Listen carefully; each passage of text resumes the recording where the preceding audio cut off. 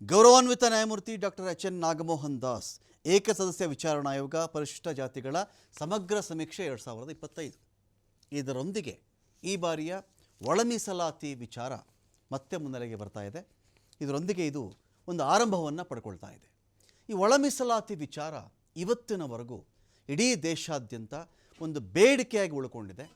ಕೆಲವು ರಾಜಕೀಯ ಪಕ್ಷಗಳಿಗೆ ಈ ಒಳ ಮೀಸಲಾತಿ ಬೇಕು ಅಂತ ಯಾವೆಲ್ಲ ಸಮುದಾಯಗಳು ಕೇಳ್ತಾ ಇವೆಯೋ ಅವರ ಮೂಗಿಗೆ ತುಪ್ಪ ಸವರುವಂಥ ಒಂದು ಕೆಲಸ ಕೂಡ ಆಗಿದೆ.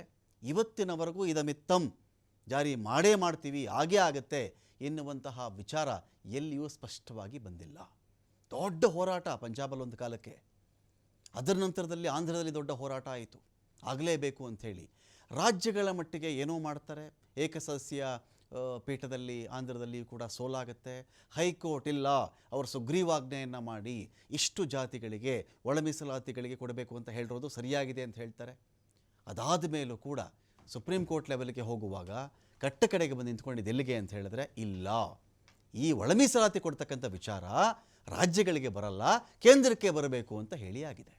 ಹಾಗಾದರೆ ರಾಜ್ಯಗಳು ಏನೇ ಮಾಡಿದ್ರೂ ಕೂಡ ಕೇಂದ್ರದ ಮೊಹರು ಅಥವಾ ಸೀಲ್ ಅಥವಾ ಅನುಮತಿ ಅಥವಾ ಗ್ರೀನ್ ಸಿಗ್ನಲ್ ಸೂಚನೆ ಅದೇ ಅಂತಿಮವಾದರೆ ರಾಜ್ಯಗಳು ಪಡ್ತಾ ಇರ್ತಕ್ಕಂಥ ಸರ್ಕಸ್ ಯಾಕೆ? ಸಿದ್ದರಾಮಯ್ಯನವರು ಸಿ ಎಂ ಆಗಿದ್ದರು, ಎಸ್.ಎಂ. ಕೃಷ್ಣ ಅವರು ಸಿ ಎಂ ಆಗಿದ್ದಾಗ ದೊಡ್ಡ ಕೂಗೆದ್ದಿದ್ದು ತುಂಬ ದೊಡ್ಡ ಮಟ್ಟದಲ್ಲಿ. ಧರ್ಮಸಿಂಗ್ ಅವರು ಇಲ್ಲ ಇದರ ಬಗ್ಗೆ ಒಂದು ಆಯೋಗ ಆಗಬೇಕು ಅಂತ ಒಂದು ಆಯೋಗವನ್ನು ರಚನೆ ಮಾಡ್ತಾರೆ. ಆಯೋಗದ ಎಲ್ಲ ವರದಿಗಳು ಕೂಡ ಇವತ್ತಿನವರೆಗೂ ಹಾಗೇ ಇವೆಯೇ ಹೊರತು, ಸದಾಶಿವ ಆಯೋಗದ ವರದಿಯಾದರೂ ಹೇಳ್ತೀನಿ, ಬೇರೆ ವರದಿಗಳಾದರೂ ಹೇಳ್ತೀನಿ, ಕೆಲವು ಆಯೋಗಗಳಂತೂ ಒಂದು ಹೆಜ್ಜೆನೂ ಎತ್ತಿಡಲಿಲ್ಲ. ಆಫೀಸ್ ಬಿಟ್ಬಿಟ್ಟು ಆಚೆಗೆ ಬರಲಿಲ್ಲ ಅವರು. ನ್ಯಾಯಮೂರ್ತಿ ಸದಾಶಿವ ಆಯೋಗ ದೊಡ್ಡ ಮಟ್ಟದಲ್ಲಿ ಕೆಲಸವನ್ನು ಮಾಡಿದ್ರು, ಜಾರಿ ಮಾಡೋಕ್ಕೆ ಹಿಂದು ಮುಂದು. ಬೊಮ್ಮಾಯಿಯವರ ಸರ್ಕಾರದವರೆಗೂ ಬಂತು, ಸಿದ್ದರಾಮಯ್ಯನವ್ರ ಸರ್ಕಾರದಲ್ಲಿ ಮುನಿಸ್ಕೊಂಡ್ರು, ಎಡಗೈನವ್ರು ಮುನಿಸ್ಕೊಂಡು ನಿಮ್ಮ ಜೊತೆನೇ ಇರಲ್ಲ ಅಂಥೇಳಿ BJP ಜೊತೆ ಹೋದರು. ಬೊಮ್ಮಾಯಿಯವರು ನಾನು ಜಾರಿ ಮಾಡೇ ಬಿಡ್ತೀನಿ ಅಂತ ಹೇಳಿದ್ರು. ಮುಸ್ಲಿಂ ಮೀಸಲಾತಿ ರದ್ದುಪಡಿಸಿ ದೊಡ್ಡ ವಿಚಾರ ಆಯಿತು. ಇದು ಜಾರಿ ಮಾಡುವಷ್ಟು ಸಮಯ ಅವರಿಗೆ ಇದ್ದಿತ್ತಾದರೂ ಚುನಾವಣಾ ವರ್ಷವನ್ನೇ ಬೊಮ್ಮಾಯಿಯವರು ಚೂಸ್ ಮಾಡ್ಕೊಂಡಿದ್ರು. ಹಾಗಾಗಿ ಅದೂ ಜಾರಿ ಬರಲಿಲ್ಲ. ಈಗ ಮತ್ತೊಮ್ಮೆ ಇದು ಮುನ್ನೆಲೆಗೆ ಬರ್ತಾ ಇದೆ. ಈ ಕ್ಷಣಕ್ಕಾದರೂ ಪರಿಶಿಷ್ಟ ಜಾತಿಗಳ ಒಳಭಾಗದಲ್ಲಿರ್ತಕ್ಕಂಥ ಜನ ಇದ್ದಾರಲ್ಲ, ಮೇಲ್ಪದರವಲ್ಲದೆ ಕೆನೆಪದರವಲ್ಲದೆ ಆ ಜನಗಳಿಗೆ ಈ ಮೀಸಲಾತಿ ತುಪ್ಪವಾಗಿ ಸಿಗುತ್ತಾ, ಅಥವಾ ಇವತ್ತಿಗೂ ಇದೊಂದು ಬಿಸಿ ತುಪ್ಪವಾಗಿ ಸರ್ಕಾರಗಳಿಗೆ ಉಗುಳಕ್ಕೂ ಆಗಲ್ಲ, ನುಂಗಕ್ಕೂ ಆಗಲ್ಲ, ನನ್ನ ಕೈಲಿ ಅಧಿಕಾರವೂ ಇಲ್ಲ ಅಂಥೇಳಿ ಸುಮ್ಮನೆ ಕಣ್ಣೋರ್ಸೋಕ್ಕೆ ಮಾತ್ರ ಇದನ್ನು ಮಾಡ್ತಾರೆ? ಎಲ್ಲ ವಿಚಾರಕ್ಕೆ ಸಂಬಂಧಪಟ್ಟಂತೆ ಇದರ ಬಗ್ಗೆ ಮಾತಾಡಲಿಕ್ಕೆ ನಮ್ಮೊಂದಿಗೆ ಆದರ್ಶ ಯಲ್ಲಪ್ಪ ಇದ್ದಾರೆ, ರಾಜ್ಯ ಅಲೆಮಾರಿ ಸಂಘದ ಅಧ್ಯಕ್ಷರು. ಸ್ವಾಗತ ನಿಮಗೆ ಆದರ್ಶ ಯಲ್ಲಪ್ಪ ಅವರೇ. ಇನ್ನು ರಘು ದೊಡ್ಡೇರಿ ಅವರಿದ್ದಾರೆ, ಕಾಂಗ್ರೆಸ್ನ ವಕ್ತಾರರು. ಸ್ವಾಗತ ರಘು ದೊಡ್ಡೇರಿ ಅವರೇ. ಒಂದು ಪ್ರಯತ್ನವಾಗಿ ಇದನ್ನು ನಾವು ಒಪ್ಪಬಹುದು. ರಘು ದೊಡ್ಡೇರಿ, ಇದೇನು ನಿಮ್ಮ ಸಿದ್ದರಾಮಯ್ಯನವ್ರ ಸರ್ಕಾರ ಮಾಡ್ತಿರೋ ಮೊಟ್ಟ ಮೊದಲಿಗೆ ಮಾಡ್ತಿರೋ ಕೆಲಸ ಏನಲ್ಲ. ಬೊಮ್ಮಾಯಿ ಅವರು ಮಾಡಿದ್ದಾರೆ, ಅದಕ್ಕಿಂತ ಮುಂಚೆ ಪ್ರಯತ್ನಗಳು ಆಗಿದೆ, ಧರ್ಮಸಿಂಗ್ ಅವರು ಮಾಡಿದ್ದಾರೆ. 2008ಇಂದ 2013ವರೆಗೂ ಕೂಡ ಇದೇ ಯಡಿಯೂರಪ್ಪನವ್ರ ಸರ್ಕಾರ ಇದ್ದಾಗಲೂ ಕೂಡ ಈ ಪ್ರಯತ್ನ ಆಗಿದೆ. ಯಾರಿಗೂ ಜಾರಿ ಮಾಡೋಕ್ಕೆ ಶಕ್ತಿ ಅಂತಾರಲ್ಲ, ಸಾಲಿಲ್ಲ ಅಥವಾ ಆಗಲಿಲ್ಲ. ಅಲ್ಲಿ ಮೀಸಲಾತಿ ಜಾರಿ ಮಾಡಲಿಕ್ಕೆ ಹೋದಾಗ 2-3 ವಿಭಾಗ ಇದೆ. ಬಲಗೈ ಸಮುದಾಯ ಕಾಂಗ್ರೆಸ್ ಪಕ್ಷದೊಂದಿಗಿದೆ, ಎಡಗೈ ಸಮುದಾಯ BJP-ಯೊಂದಿಗಿದೆ. ಅಪ್ಪಿತಪ್ಪಿ ಜಾರಿ ಮಾಡೋಕ್ಕೆ ಹೋದರೆ ಎಡಗೈನವ್ರಿಗೇನೋ ಜಾಸ್ತಿ ಸಿಕ್ಕಿಬಿಡುತ್ತೆ, ಅವಾಗ ಬಲಗೈನವರು ಮುನಿಸ್ಕೊಂಡ್ಬಿಡ್ತಾರೆ. ಇಲ್ಲ, ಬಲಗೈನವ್ರಿಗೆ ಆಲ್ರೆಡಿ ಜಾಸ್ತಿ ಇದೆ, ಎಡಗೈನವ್ರು ಕೊಡದೇ ಇದ್ದರೆ ಅವ್ರು ಸುಮ್ಮನೆ ಇರಲ್ಲ. ಸ್ಪೃಶ್ಯ ಅಸ್ಪೃಶ್ಯ ರಾಜರ ಕಾಲದಲ್ಲೇ ಕೆಲವು ಸ್ಪೃಶ್ಯ ವಿಭಾಗದಲ್ಲೂ ಅವ್ರನ್ನ ಸ್ಪೃಶ್ಯ ರೀತಿಯಲ್ಲೇ ಕಾಣಿಸ್ತಾ ಇದ್ದಾರೆ ಅಂಥೇಳಿ ಪರಿಶಿಷ್ಟ ಜಾತಿಗಳ ಪಟ್ಟಿಯಲ್ಲಿ ಸ್ಪೃಶ್ಯ ವರ್ಗದವ್ರನ್ನೂ ಸೇರಿಸತಕ್ಕಂಥ ಉದಾಹರಣೆ ನಮ್ಮ ರಾಜ್ಯದಲ್ಲೇ ಇದೆ. ಹೀಗಿದ್ದಾಗ ಏನು ಮಾಡ್ತೀರಿ ನೀವು? ಸಮೀಕ್ಷೆಗೆಲ್ಲ ರೆಡಿಯಾಗಿದೆ, ಕ್ವಶ್ಚನೇರ್ ಪ್ರಶ್ನಾವಳಿಗಳು ಅವು ಕೂಡ ರೆಡಿಯಾಗಿದೆ, ಎಲ್ಲಿ ಹೋಗಿ ನಿಲ್ಲುತ್ತೆ ಇದು ಅಂತ? ರಘು, ಇಲ್ಲ, ಮೊದಲನೇದಾಗಿ ಕಾಂಗ್ರೆಸ್ ಸರ್ಕಾರ ಮಾತ್ರ ಈ ದೇಶದಲ್ಲಿ ಏನೋ ಒಂದು ಇದು ಸರ್ವ ಜನಾಂಗದ ಶಾಂತಿಯ ತೋಟ ಅಂತ ನಾವು ಕರಿತೀವಿ. ಸರ್ವರಿಗೂ ಸಮಬಾಳು, ಸರ್ವರಿಗೂ ಸಮಪಾಲು ಅಂತ ಅನ್ನೋ ಒಂದು ಧ್ಯೇಯದಲ್ಲಿ ನಾವು ಇದನ್ನು ಮಾಡಿದ್ದೇವೆ. ಸೊ ನಾವು ಯಾಕೆಂದ್ರೆ ಧರ್ಮಸಿಂಗ್ ಅವ್ರಿಗೂ ಸರ್ಕಾರದಲ್ಲಿ ಏನೋ ಕಾಂಗ್ರೆಸ್ ಸರ್ಕಾರ ಮಾತ್ರ ಇದನ್ನು ಆಲ್ವೇಸ್ ರಿಸರ್ವೇಷನ್ ವಿಚಾರ ಬಂದರೆ ಇಟ್ಸ್ ಎ ಡಬಲ್ ಸ್ವೋರ್ಡ್ ಕತ್ತಿ. ಯಾವಾಗ್ಲೂ ಮೀಸಲಾತಿ ಅನ್ನೋದು ಎಷ್ಟು ಡಬಲ್ ಹೆಡ್ಜೆಡ್ ಸ್ವೋರ್ಡ್, ಎಷ್ಟು ಮೊನಚಾದು ಅಂತ ಹೇಳಿದ್ರೆ ಸ್ವಲ್ಪ ಏನಾದ್ರು ಸಣ್ಣ ವ್ಯತ್ಯಾಸ, ಒಂದು ವರ್ಡಲ್ಲಿ ಏನೋ ವ್ಯತ್ಯಾಸ ಆದ್ರೂ ಅಲ್ಲೋಲ ಕಲ್ಲೋಲ ಫಾಲೋ ಆಗುವಂಥ ಒಂದು ಪರಿಸ್ಥಿತಿ ಇರ್ತದೆ. ಸೊ ಹಾಗಾಗಿ ಯಾವುದೇ ಸರ್ಕಾರ ಬಂದ್ರೂ ಕೂಡ ಅದನ್ನು ಒಂದು ತುಂಬ ಸೂಕ್ಷ್ಮವಾಗಿ ಆ ವಿಚಾರವನ್ನು ತೆಗೆದುಕೊಳ್ತದೆ. ಬಟ್ ಕಾಂಗ್ರೆಸ್ ಸರ್ಕಾರ ಎಸ್ಪೆಷಲಿ ಸಿದ್ದರಾಮಯ್ಯನವರ ನೇತೃತ್ವ, ಡಿ ಕೆ ಶಿವಕುಮಾರ್ ನೇತೃತ್ವದ ಸರ್ಕಾರ ಏನಿದೆ, ಈಗ ನಾವು ಯಾಕೆ ಇಷ್ಟು ಧೈರ್ಯವಾಗಿ ಹೋಗ್ತಾ ಇದ್ದೀವಿ ಅಂತಂದರೆ, ನಾವು ಡೆಡಿಕೇಟೆಡ್, ನಾವು ಪ್ರಾಮಿಸ್ ಕೂಡ ಮಾಡಿದ್ವಿ. ಇದರಲ್ಲಿ ನಮ್ಮ ಮ್ಯಾನಿಫೆಸ್ಟೋದಲ್ಲಿ ಕೂಡ ಮೆನ್ಷನ್ ಮಾಡಿದ್ವಿ, ನಾವು ಒಳ ಮೀಸಲಾತಿಯನ್ನು ತಂದೆ ತರ್ತೀವಿ ಅಂತ ಹೇಳಿ. ಒಳ ಮೀಸಲಾತಿ ತಂದೆ ತನ್ನ ಬಿಜೆಪಿ ಅವ್ರು ಗಲಾಟೆ ಮಾಡ್ತಿದ್ರು, 2 ವರ್ಷ ಆದ್ರೂ ಯಾಕೆ ಮಾಡಿಲ್ಲ ಅಂತ ಹೇಳಿ. ಸೊ 2 ವರ್ಷ ಆದ್ರೂ ಯಾಕೆ ಮಾಡಿಲ್ಲ ಅಂತ ಹೇಳಿದ್ರೆ, ಸೊ ನಾವು ವೇಟ್ ಮಾಡ್ತೀವಿ. ಮುಸ್ಲಿಂ ಮೀಸಲಾತಿ ರದ್ದು ಮಾಡಿ ಅವರೇ ಮುಂದಾಗಿದ್ದು ಮೊಮ್ಮಾಯಿಯವರ ಟೈಮ್ನಲ್ಲಿ 4% ಮೀಸಲಾತಿ ರದ್ದು ಮಾಡಿಬಿಡ್ತೀವಿ, ಕೊಟ್ಟೇ ಬಿಡ್ತೀವಿ ಅಂತ ಮಾತಾಡಿದ್ರು. ಅದನ್ನೇ ಚುನಾವಣೆಯಲ್ಲಿ ಅವರು 4 ವರ್ಷ ಅಧಿಕಾರದಲ್ಲಿದ್ದರು. 2019ರಿಂದ 23ವರೆಗೆ ಇದ್ರೂ ಕೂಡ ಅವರು ಒಳ ಮೀಸಲಾತಿಯ ವಿರುದ್ಧವಾಗಿ ಅವ್ರು ಹೇಳಿದ್ದೇನು, ಒಳ ಮೀಸಲಾತಿ ನಾವು ಕೊಡ್ತೀವಿ ಅಂತಲೇ ಅವರು ಅಧಿಕಾರಕ್ಕೆ ಬಂದಿದ್ದು ಸ್ನ್ಯಾಚ್ ಮಾಡಿದ್ದು ಅದನ್ನು. ಸೊ ಅದು ಪ್ರಾಮಿಸ್ ಮಾಡಿದ್ರು ಕೂಡ 4 ವರ್ಷದ ನಂತರ ಕೇವಲ 1 ತಿಂಗಳಿದ್ದಂಥ ಸಂದರ್ಭದಲ್ಲಿ ಎಲೆಕ್ಷನ್ಗೆ 1 ತಿಂಗಳು, ಅದು ಏನು ಅನೌನ್ಸ್ ಮಾಡೋದು 2 ದಿನದಲ್ಲೇ ಎಲೆಕ್ಷನ್ ಡೇಟ್ ಅನೌನ್ಸ್ ಆಯಿತು. ಏನು ಬಿಜೆಪಿ ಅವರು ಈ ಒಳ ಮೀಸಲಾತಿ ವಿಚಾರವನ್ನು ಏನು ಅನೌನ್ಸ್ ಮಾಡಿದ್ರು, ಅದಾದ ನಂತರ 2 ದಿನದಲ್ಲೇ ಎಲೆಕ್ಷನ್ ಡೇಟ್ ಅನೌನ್ಸ್. ಜಾಸ್ತಿ ಸುದ್ದಿ ಆಗಿದೆ ಮುಸ್ಲಿಂ ಮೀಸಲಾತಿ ರದ್ದು ಮಾಡಿದ್ರು ಅವರು ಅಂತ. ಅದು ತುಂಬಾ ಕಾಯಿನಾದಂಥ ವಿಚಾರ, ತುಂಬಾ ಪ್ರಚಾರ ಪಡ್ಕೊಂಡಂತ ವಿಚಾರ ಕೂಡ ಹೌದು. ಅಲ್ಲ, ಮುಸ್ಲಿಂ ಮೀಸಲಾತಿನೂ ಕೂಡ ಅವರು ಯಾವತ್ತೂ ಧರ್ಮಾಧಾರಿತವಾಗಿ ಯಾವುದು ಕೊಟ್ಟಿದ್ದಲ್ಲ. ಸೊ ಧರ್ಮಾಧಾರಿತವಾಗಿ ಇಲ್ಲಿ ಯಾವುದು ಕೊಟ್ಟೇ ಇಲ್ಲ. ನಾವು ಏನು ಕರ್ನಾಟಕದಲ್ಲಿ ಕೊಡ್ತಿರ್ತಕ್ಕಂಥದ್ದು ಅದು ಏನು ಬ್ಯಾಕ್ವರ್ಡ್ ಕ್ಲಾಸಸ್ ಕಮಿಷನ್ ಆಧಾರದ ಮೇಲೆ, ಚಿನ್ನಪ್ಪ ರೆಡ್ಡಿಯ ವರದಿ ಆಧಾರದ ಮೇಲೆ ಮುಸ್ಲಿಂ ಸಮುದಾಯನೂ ಕೂಡ ಬ್ಯಾಕ್ವರ್ಡ್ನೆಸ್ ಇದೆ, ಹಿಂದುಳಿದ ವರ್ಗದಲ್ಲಿ ಸೇರಿಸಿ ಅವರನ್ನ 4% ರಿಸರ್ವೇಷನ್ ಹಿಂದುಳಿದ ವರ್ಗ ಅಂತ ಕೊಟ್ಟಿದ್ದು, ಮುಸ್ಲಿಮರು ಅಂತ ಅಲ್ಲ, ಅವರನ್ನ 2B ಕ್ಯಾಟಗರಿನಲ್ಲಿ ಹಾಕಿದ್ದು. ಕೆಲವು ಮುಸ್ಲಿಂ ಅವರು 1A ನಲ್ಲೂ ಕೂಡ ಇದ್ದಾರೆ. ಓಕೆ, 1A ಮತ್ತು 2B ನಲ್ಲಿ. ಸೊ ಅಂದ್ರೆ ನಾವು ಧರ್ಮಾಧಾರಿತವಾದಂಥ ರಿಸರ್ವೇಷನ್ ಕೊಟ್ಟಿಲ್ಲ, ನಾವು ಕೊಟ್ಟಿರ್ತಕ್ಕಂಥದ್ದು ಹಿಂದುಳಿದ ವರ್ಗದ ಅಂದ್ರೆ ಎಕನಾಮಿಕ್ ಸ್ಟೇಟಸ್ ಬೇಸಿಸ್ ಮೇಲೆ ನಾವು ಕೊಟ್ಟಿರ್ತಕ್ಕಂಥದ್ದು. ಓಕೆ, ನಾವು ಯಾಕೆ ಇನ್ನು ಧೈರ್ಯವಾಗಿ ಹೇಳ್ತಿದೀವಿ ಅಥವಾ ನಾವೇ ಅವರಲ್ಲಿ ಮಾತ್ರ ಇದ್ದಿದ್ದು ಹಿಂದುಳಿದವರು, ಇನ್ನು ಬೇರೆ ವರ್ಗಗಳಲ್ಲಿ ಹಿಂದುಳಿದವರು ಯಾರು ಇರಲಿಲ್ಲ. ಇಡೀ ಕರ್ನಾಟಕದಲ್ಲಿ ಒಂದು 10 ಸಮುದಾಯ ಬಿಟ್ರೆ ಇನ್ನು ಮಿಕ್ಕಿದವ್ರಿಗೆ ಎಲ್ಲರಿಗೂ ಹಿಂದುಳಿದ ವರ್ಗದ ಯಾರು ಬ್ಯಾಕ್ವರ್ಡ್ನೆಸ್ ಇತ್ತು, ಆರ್ಥಿಕವಾಗಿ ಯಾರಿದ್ರು, ಆರ್ಥಿಕ ಶೈಕ್ಷಣಿಕವಾಗಿ ಯಾರಿಂದ ಇದ್ರು, ದೊಡ್ಡ ವಿರೋಧ ಮಾಡಿದ್ರಿ ಕೇಂದ್ರದ ಕಡೆಯಿಂದ ಮೇಲ್ವರ್ಗದವರಿಗೆ 10% ಮೀಸಲಾತಿ ಕೊಟ್ಟಕ ಲಬಲೋಬ ಅಂದ್ರೆ ನೀವೇನೆ ಅಲ್ಲ. EWS ಅಲ್ಲ, ಇಲ್ಲಾದ್ರೆ ಹಿಂದುಳಿದ ವರ್ಗದವರು ಅವ್ರು ಕೊಡ್ತಾ ಇದೀವಿ ಅನ್ನೋ ನ್ಯಾಯ ನಿಮ್ ನಿಜವೇ ಆದ್ರೆ ಹಿಂದುಳಿದ ವರ್ಗದ ಕಷ್ಟದವ್ರು ಇಲ್ಲಿ ಇದಾರೆ ಅಂತ ಹೇಳಿ ಧರ್ಮಾತೀತವಾಗಿ ನೋಡ್ಬಿಟ್ರಿ ನೀವು. ನಾವು 10% ಧರ್ಮಾತೀತವಾಗಿ ನೋಡಿದ್ರಿ. ಅದೇ ಮೇಲ್ವರ್ಗದವ್ರಿಗೆ 10% ಮೀಸಲಾತಿ ಕೊಟ್ಟು ಅಲ್ಲಿರ್ತಕ್ಕಂಥ ಬಡವರು ತಗೊಳ್ಳಿ ಅಂದ್ರೆ ಮೇಲ್ಜಾತಿಯವರು, ಅದನ್ನ ಯಾಕೆ ಮಾತಾಡಿದ್ರಿ? ಅಲ್ಲ, ನಾವು ಪ್ರಶ್ನೆ ಮಾಡಿದ್ದವ್ರನ್ನ EWS ಕೊಡಬೇಡಿ ಅಂತಲ್ಲ, ಯಾವ ಮಾನದಂಡದ ಮೇಲೆ ಕೊಡ್ತೀರಿ ನೀವು? ಕ್ರೈಟೀರಿಯಲ್ಲಿ ಸರ್ವೆನೇ ಇಲ್ವಲ್ಲ ನಿಮ್ಮಲ್ಲಿ. ಓಕೆ, ಸೊ ನಾವು ಮಾಡಿರತಕ್ಕಂಥದ್ದು ಚಿನ್ನಪ್ಪ ರೆಡ್ಡಿ ಆಯೋಗ ಮತ್ತು ಹಿಂದಿನ ಸರ್ವೆ ಪ್ರಕಾರವಾಗಿ ನಾವು ಕೊಟ್ಟಿರ್ತಕ್ಕಂಥದ್ದು. ಬಟ್ ನೀವು ಯಾವ ಮಾನದಂಡದ ಮೇಲೆ ಕೊಡ್ತಿದ್ರಿ EWS ಅನ್ನ? ಕೇವಲ ಒಂದು ಗೆಜೆಟ್ ನೋಡಿ, ಇದನ್ನ ಏನು ಎಕ್ಸಿಕ್ಯೂಟಿವ್ ಆರ್ಡರ್ ಅಂತಂದು ನೀವು ಕೊಟ್ಟಿರ್ತಕ್ಕಂಥದ್ದು ಇಟ್ಸ್ ಅವೈಜ್ಞಾನಿಕವಾಗಿ. ನೀವು ತರ್ನಿ ಬೇಡ ಅಂತ ಹೇಳ್ತಿಲ್ಲ ನಾವು, ಬಟ್ ನೀವು ಒಂದು ಸರ್ವೆ ಮಾಡಿ, ಸರ್ವೆ ಡೇಟಾವನ್ನು ಇಟ್ಕೊಂಡು ಯಾಕೆ 10% ಯಾಕೆ ಕೊಟ್ರಿ, ಬೇಡ 20% ಕೊಡಿ. ಬಟ್ ನಿಮ್ಮಲ್ಲಿ ಏನ್ ಡೇಟಾ ಇದೆ? ನಿಮ್ಮಲ್ಲಿ ಯಾವುದೇ ಈಗ ನಿಮ್ ಜಾತಿ ಗಣತಿ ಪರ್ಫೆಕ್ಟ್ ಈಗ ಮಾಡಿದ್ದು ಕರ್ನಾಟಕದಲ್ಲ, ಪರ್ಫೆಕ್ಟ್ ಅದು ಅಲ್ಲ. ಜಾತಿ ಗಣತಿ ಮಾಡಿ, ನಾವು ಜಾತಿ ಗಣತಿ ಮಾಡಿಲ್ಲ, ಜಾತಿ ಸರ್ವೆ ಮಾಡಿರ್ತಕ್ಕಂಥದ್ದು. ರಾಜ್ಯಗಳು ಜಾತಿ ಗಣತಿ ಮಾಡೋ ಇದು ಅಧಿಕಾರ ಇಲ್ಲ. ಓಕೆ, ಇದು ಕೇಂದ್ರ ಸರ್ಕಾರ ಮಾತ್ರ ಮಾಡೋದು.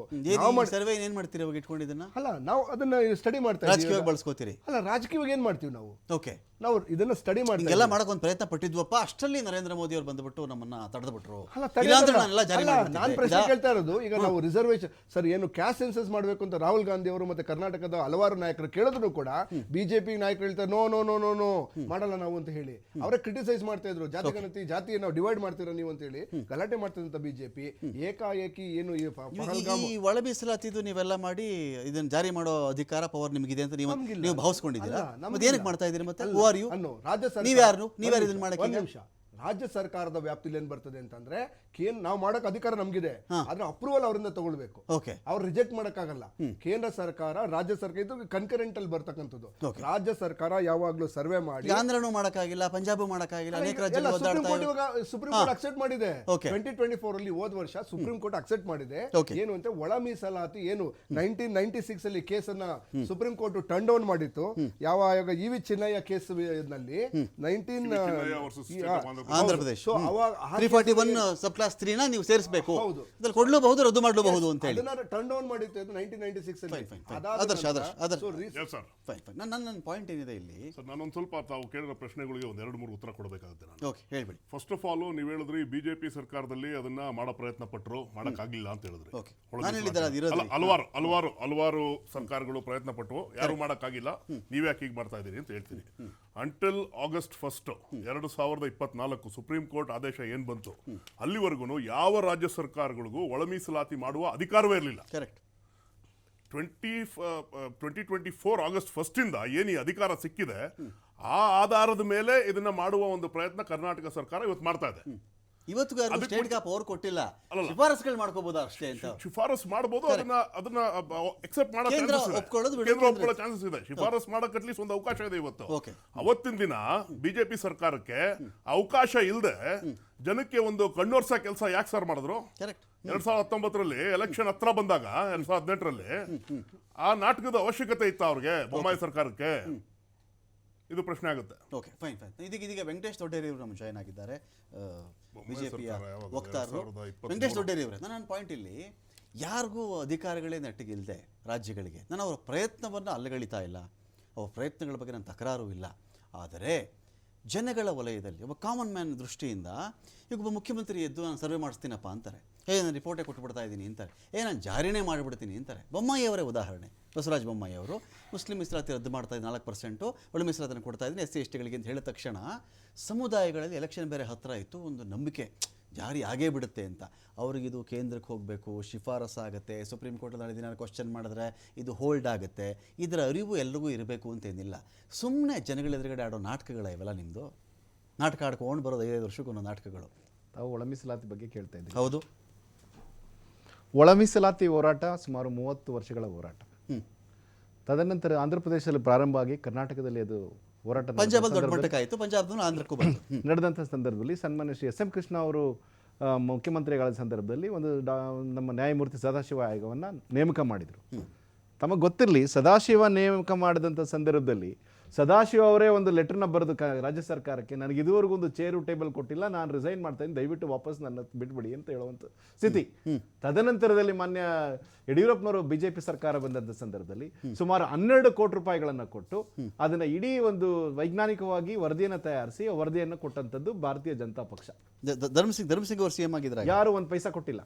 On record I making my submission with all the my consciousness. Okay, 12 ಕೋಟಿ ರೂಪಾಯಿಗಳನ್ನು ಸನ್ಮಾನ್ಯ ಶ್ರೀ ಯಡಿಯೂರಪ್ಪನವರು ಕೊಟ್ಟು ಸಂಪೂರ್ಣವಾದ ಈ ಸದಾಶಿವ ವರದಿಯನ್ನು ಮಾಡಿದಂಥದ್ದು.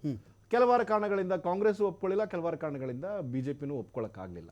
ತದನಂತರದಲ್ಲಿ ಬಂದಂಥ ಬೊಮ್ಮಾಯಿ ಸರ್ಕಾರ ಸನ್ಮಾನ್ಯ ಶ್ರೀ ಮಾಧುಸ್ವಾಮಿ ಅವರ ಒಂದು ವರದಿಯನ್ನು ಆಧರಿಸಿ, ಯಾಕಂದ್ರೆ ಯಾವಾಗ ನೀವು ಸದಾಶಿವ ಆಯೋಗವನ್ನು ಒಪ್ಕೊಳ್ಳಿಲ್ಲ, ಹೊಸದೊಂದು ಡಾಟಾವನ್ನು ಕಲೆಕ್ಟ್ ಮಾಡಿ ನ್ಯಾಯಮೂರ್ತಿ NY ಹನುಮಂತಪ್ಪನವ್ರದ್ದು ಏನೂ ಆಗಲಿಲ್ಲ, HC ಬಾಲಕೃಷ್ಣ ಅವ್ರದ್ದು ಏನೂ ಆಗಲಿಲ್ಲ, ಅವರಿಬ್ಬರದ್ದು ಆದ್ಮೇಲೆ ಬಂದಂತ ಸದಾಶಿವ ಆಯೋಗ, ಅವರಿಬ್ಬರದ್ದು ಪ್ರಯತ್ನಗಳಾಗಿತ್ತು. ಇಲ್ಲ, ಅವ್ರೇನಾಗಿ ಅವ್ರಿಗೆ ಟೇಬಲ್ ಇಲ್ಲ, ಕುರ್ಚಿನೂ ಇಲ್ಲ ಅಂತ. ಹೌದು, ಅವರು ಇಲ್ಲಿ ಬರಕ್ಕೆ ಒಪ್ಕೊಂಡಿಲ್ಲ ಅವರು. ಸೊ ಹಾಗಾಗಿ ಮೊನ್ನೆ ಜಸ್ಟಿಸ್ ಸದಾಶಿವ ಸಾಹೇಬರು ಬಂದ್ರು, ಆದ್ರೆ ಅವ್ರಿಗೆ ಒಂದು ಟೇಬಲ್ ಚೇರ್ ಕೊಟ್ಟಿಲ್ಲ. ಅವ್ರು ಬಿಟ್ಟು ಹೋಗ್ತೀನಿ ಅಂತ ಸಂದರ್ಭದಲ್ಲಿ ನಮ್ಮ ಬಿಜೆಪಿ ಸರ್ಕಾರ ಬಂತು.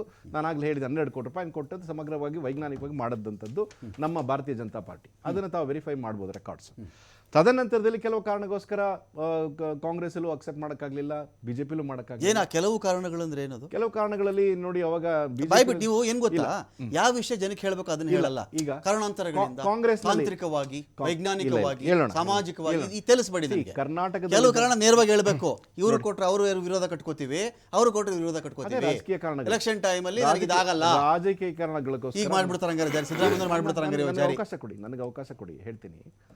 ಈ 101 ಜಾತಿಯಲ್ಲಿದ್ದಂಥ ಒಳಪಂಗಡಗಳಿದ್ದಂಥ ಕೆಲವು ಜಾತಿಗಳು ಈ ಸದಾಶಿವ ವರದಿ ವೈಜ್ಞಾನಿಕವಾಗಿಲ್ಲ ಅಂತ ಹೇಳಿ ಒಂದು ಹೋರಾಟ ಮಾಡಿದ ಸಂದರ್ಭದಲ್ಲಿ 2 ವರ್ಗಗಳಾಗಿ, ಕೆಲವು ವರ್ಗಗಳು ಇದು ಸದಾಶಿವ ಆಯೋಗ ಜಾರಿಯಾಗಬೇಕು ಅಂತ ಒಂದು ಹೋರಾಟ ಮಾಡಿದ್ರು, ಮಾದಿಗ ಮತ್ತು ಸಂಬಂಧ ಜಾತಿಗಳು ಮಾಡಿದ್ದು.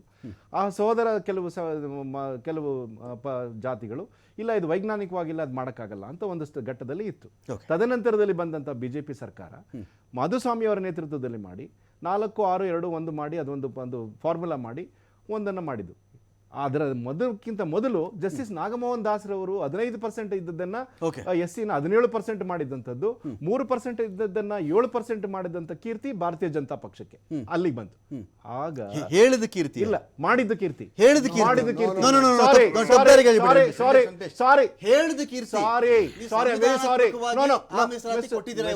ಮಿಸ್ಟರ್ ರಮಾಕಾಂತ್ ಎಲ್ಲಿ ಯಾರಿಗೆ ಹೇಳಿ ಕೊಟ್ಟಿದ್ದೀವಿ. ಅದರ ಪ್ರಕಾರ ಇವತ್ತು ಶಾಲಾ ಕಾಲೇಜುಗಳಲ್ಲಿ ಅಡ್ಮಿಷನ್ ಆಗ್ತಿದೆ, ರಿಕ್ರೂಟ್ಮೆಂಟ್ ಆಗ್ತಿದೆ. ಒಳ ಮೀಸಲಾತಿ ಹೇಳಿ ಸ್ವಾಮಿ, ಒಳ ಮೀಸಲಾತಿ ಹೇಳ್ರಿ. ನಾವು ಕೇಳಿದ್ರೆ ನೀವೊಂದು ಹೇಳ್ತೀರಿ, ಒಳ ಮೀಸಲಾತಿ ಹೇಳ್ರಿ. ಎಲ್ಲರೂ ಇದಾರೆ ಇಲ್ಲಿ, ಜನ ನೋಡ್ತಿರ್ತಾರ. ನಾ ಬರ್ತಾ ಇದ್ದೀನಿ ಮೀಸಲಾತಿ ಬೇರೆ, ಒಳ ಮೀಸಲಾತಿ ವಿರೋಧ ಮಾಡಿದವರು ಇವರು. ಒಳ ಮೀಸಲಾತಿ ಅಂದ್ಬಿಟ್ರಿ ನೀವು. ನಾವು ಅದಕ್ಕೆ ಇನ್ಕ್ರೀಸ್ ಮಾಡಿದಂಥದ್ದು ಈಗ ಮಾಡೋದು ಬಿಡಿ ಒಳ ಮೀಸಲಾತಿ ಫಾರ್ಮುಲಾನ ನಾವು ಅದಕ್ಕೆ ನಾವು ಸಿಗ್ನೇಚರ್ ಮಾಡಿ ಕೇಂದ್ರಕ್ಕೆ ಕಳಿಸ್ಕೊಡುವಂತ ಪ್ರಯತ್ನ ಮಾಡಿದೆವು. ಸರ್, ಯಾವ ಅದನ್ನ ಹೇಳಿ.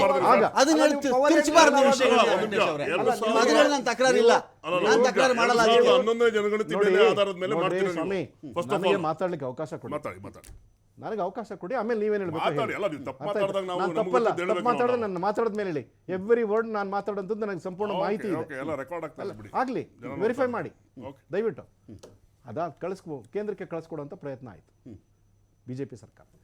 ಆಗ ಈ ಆದೇಶ ಬಂದಿದ್ದು ಸುಪ್ರೀಂ ಕೋರ್ಟ್ ಏನು ಇ.ವಿ. ಚೆನ್ನೈನವರ ಕೇಸ್ ಇನ್ನು 2004 ಇದ್ದಂತ ಪ್ರಕರಣ, ವರ್ಷ ಆಂಧ್ರ ಸ್ಟೇಟ್ ಆಫ್ ದೇವಿಂದರ್ ಸಿಂಗ್ ಮತ್ತೆ ಪಂಜಾಬ್ ಹರಿಯಾಣ ಸ್ಟೇಟ್ದು ಸುಪ್ರೀಂ ಕೋರ್ಟ್ನ ಸಂವಿಧಾನಿಕ ಪೀಠಕ್ಕೆ ಬಂದು ಅರುಣ್ ಮಿಶ್ರಾ ಅವ್ರು ಏನ್ ಹೇಳಿದ್ರು, ಬಲಾಢ್ಯರೇ ಇರ್ತಕ್ಕಂಥ ಈ ಒಂದು ಎಲ್ಲ ಸೌಲಭ್ಯಗಳನ್ನ ತಗೊಳ್ತಿದ್ದಾರೆ, ಸಣ್ಣ ಸಣ್ಣ ಜಾತಿಗಳಿಗೆ ಸಿಗ್ತಾ ಇಲ್ಲ. ನಮ್ದು 5 ಪಂಚಪೀಠ ಇತ್ತು, ಮತ್ತೆ ಸಂತೋಷ್ ಹೆಗಡೆ ಅವ್ರದ್ದು ಪಂಚಪೀಠ 5 ಇತ್ತು, ಅದಕ್ಕೋಸ್ಕರ ಇದನ್ನು 7 ಪೀಠಕ್ಕೆ ವರ್ಗಾವಣೆ ಮಾಡಿ ಅಂತ ಹೇಳಿದ ಸಂದರ್ಭದಲ್ಲಿ 7 ಪೀಠ ಅದನ್ನು ವರ್ಗಾವಣೆ ಮಾಡಿದ ಸಂದರ್ಭದಲ್ಲಿ ಭಾರತದ ಪ್ರಧಾನಮಂತ್ರಿಗಳು ತೆಲಂಗಾಣದಲ್ಲಿ ಹೈದರಾಬಾದ್ ನಡೆದಂಥ ಒಂದು ಬಂದಲ್ಲಿ ಈ ಸಮಾಜಕ್ಕೆ ಅನ್ಯಾಯ ಆಗಿದೆ, ನಾನು ಈ ಸಮಾಜದ ಪರವಾಗಿ ಇರ್ತೀನಿ ಅಂತ ಹೇಳಿ ಕೇಂದ್ರ ಸರ್ಕಾರದಿಂದ ಅಫಿಡವಿಟ್ ಹಾಕಿ ಮಾಡಿದಂಥ ಸಂದರ್ಭದಲ್ಲಿ 1/8/2020 ಒಂದು ಆದೇಶ ಬಂತು. ಬಂದಂಥ ಸಂದರ್ಭದಲ್ಲಿ ಆ ಆದೇಶದಲ್ಲಿ ಸ್ಪಷ್ಟವಾಗಿ ಹೇಳಲಾಗಿತ್ತು ಏನಂದ್ರೆ, ಆಯಾಯ ರಾಜ್ಯಗಳಿಗೆ ಒಳ ಮೀಸಲಾತಿಯನ್ನು ಕೊಡುವ ಅಧಿಕಾರ ಇದೆ, ಒಳ ಮೀಸಲಾತಿಯನ್ನು ಕೊಡುವಂಥ ಅಧಿಕಾರ ಅವ್ರಿಗಿದೆ. ಅದಕ್ಕೋಸ್ಕರ ಏನು 341 ಅಮೆಂಡ್ಮೆಂಟ್ ಮಾಡುವಂಥ ಅವಶ್ಯಕತೆ ಇಲ್ಲ ಅಂತ ಹೇಳಿ ಬಂತು. ಅದಕ್ಕೋಸ್ಕರ ಚರ್ಚೆ ಮತ್ತೆ ಮುಂದುವರಿಸ್ತೀನಿ. ಈಗ ಇಲ್ಲಿ ನಾನು ರಘು ದೊಡ್ಡರಿಗೆ ಒಂದು ಕ್ವಶನ್ ಕೇಳಬೇಕು. ರಘು, ಇಲ್ಲಿ ಪಾಯಿಂಟ್ ಏನು ಅಂತ ಹೇಳಿದ್ರೆ, ಅಧಿಕಾರಗಳೇ ಇಲ್ಲದಾಗ, ಅಧಿಕಾರಿಗಳೇ ಇರಲ್ಲಪ್ಪ ಅವ್ರಿಗೆ, ಈ ಒಳ ಮೀಸಲಾತಿ ಮಾಡೋದು ಇರಲಿಲ್ಲ. ಆ ಥರದೊಂದು ದಿಟ್ಟ ಹೆಜ್ಜೆ ಮಾಡಿದ್ದು ಮೀಸಲಾತಿ ವಿಚಾರ ತಮಿಳುನಾಡು ಮಾಡ್ತು. ತಮಿಳುನಾಡು ಮಾಡಿ ಜಯಲಲಿತಾ ಅವರು ಒಂದು ಪಕ್ಷ ಅಲ್ಲ, ಎಲ್ಲಾ ಪಕ್ಷದವರು ಕರ್ಕೊಂಡು ಕೂತ್ರು.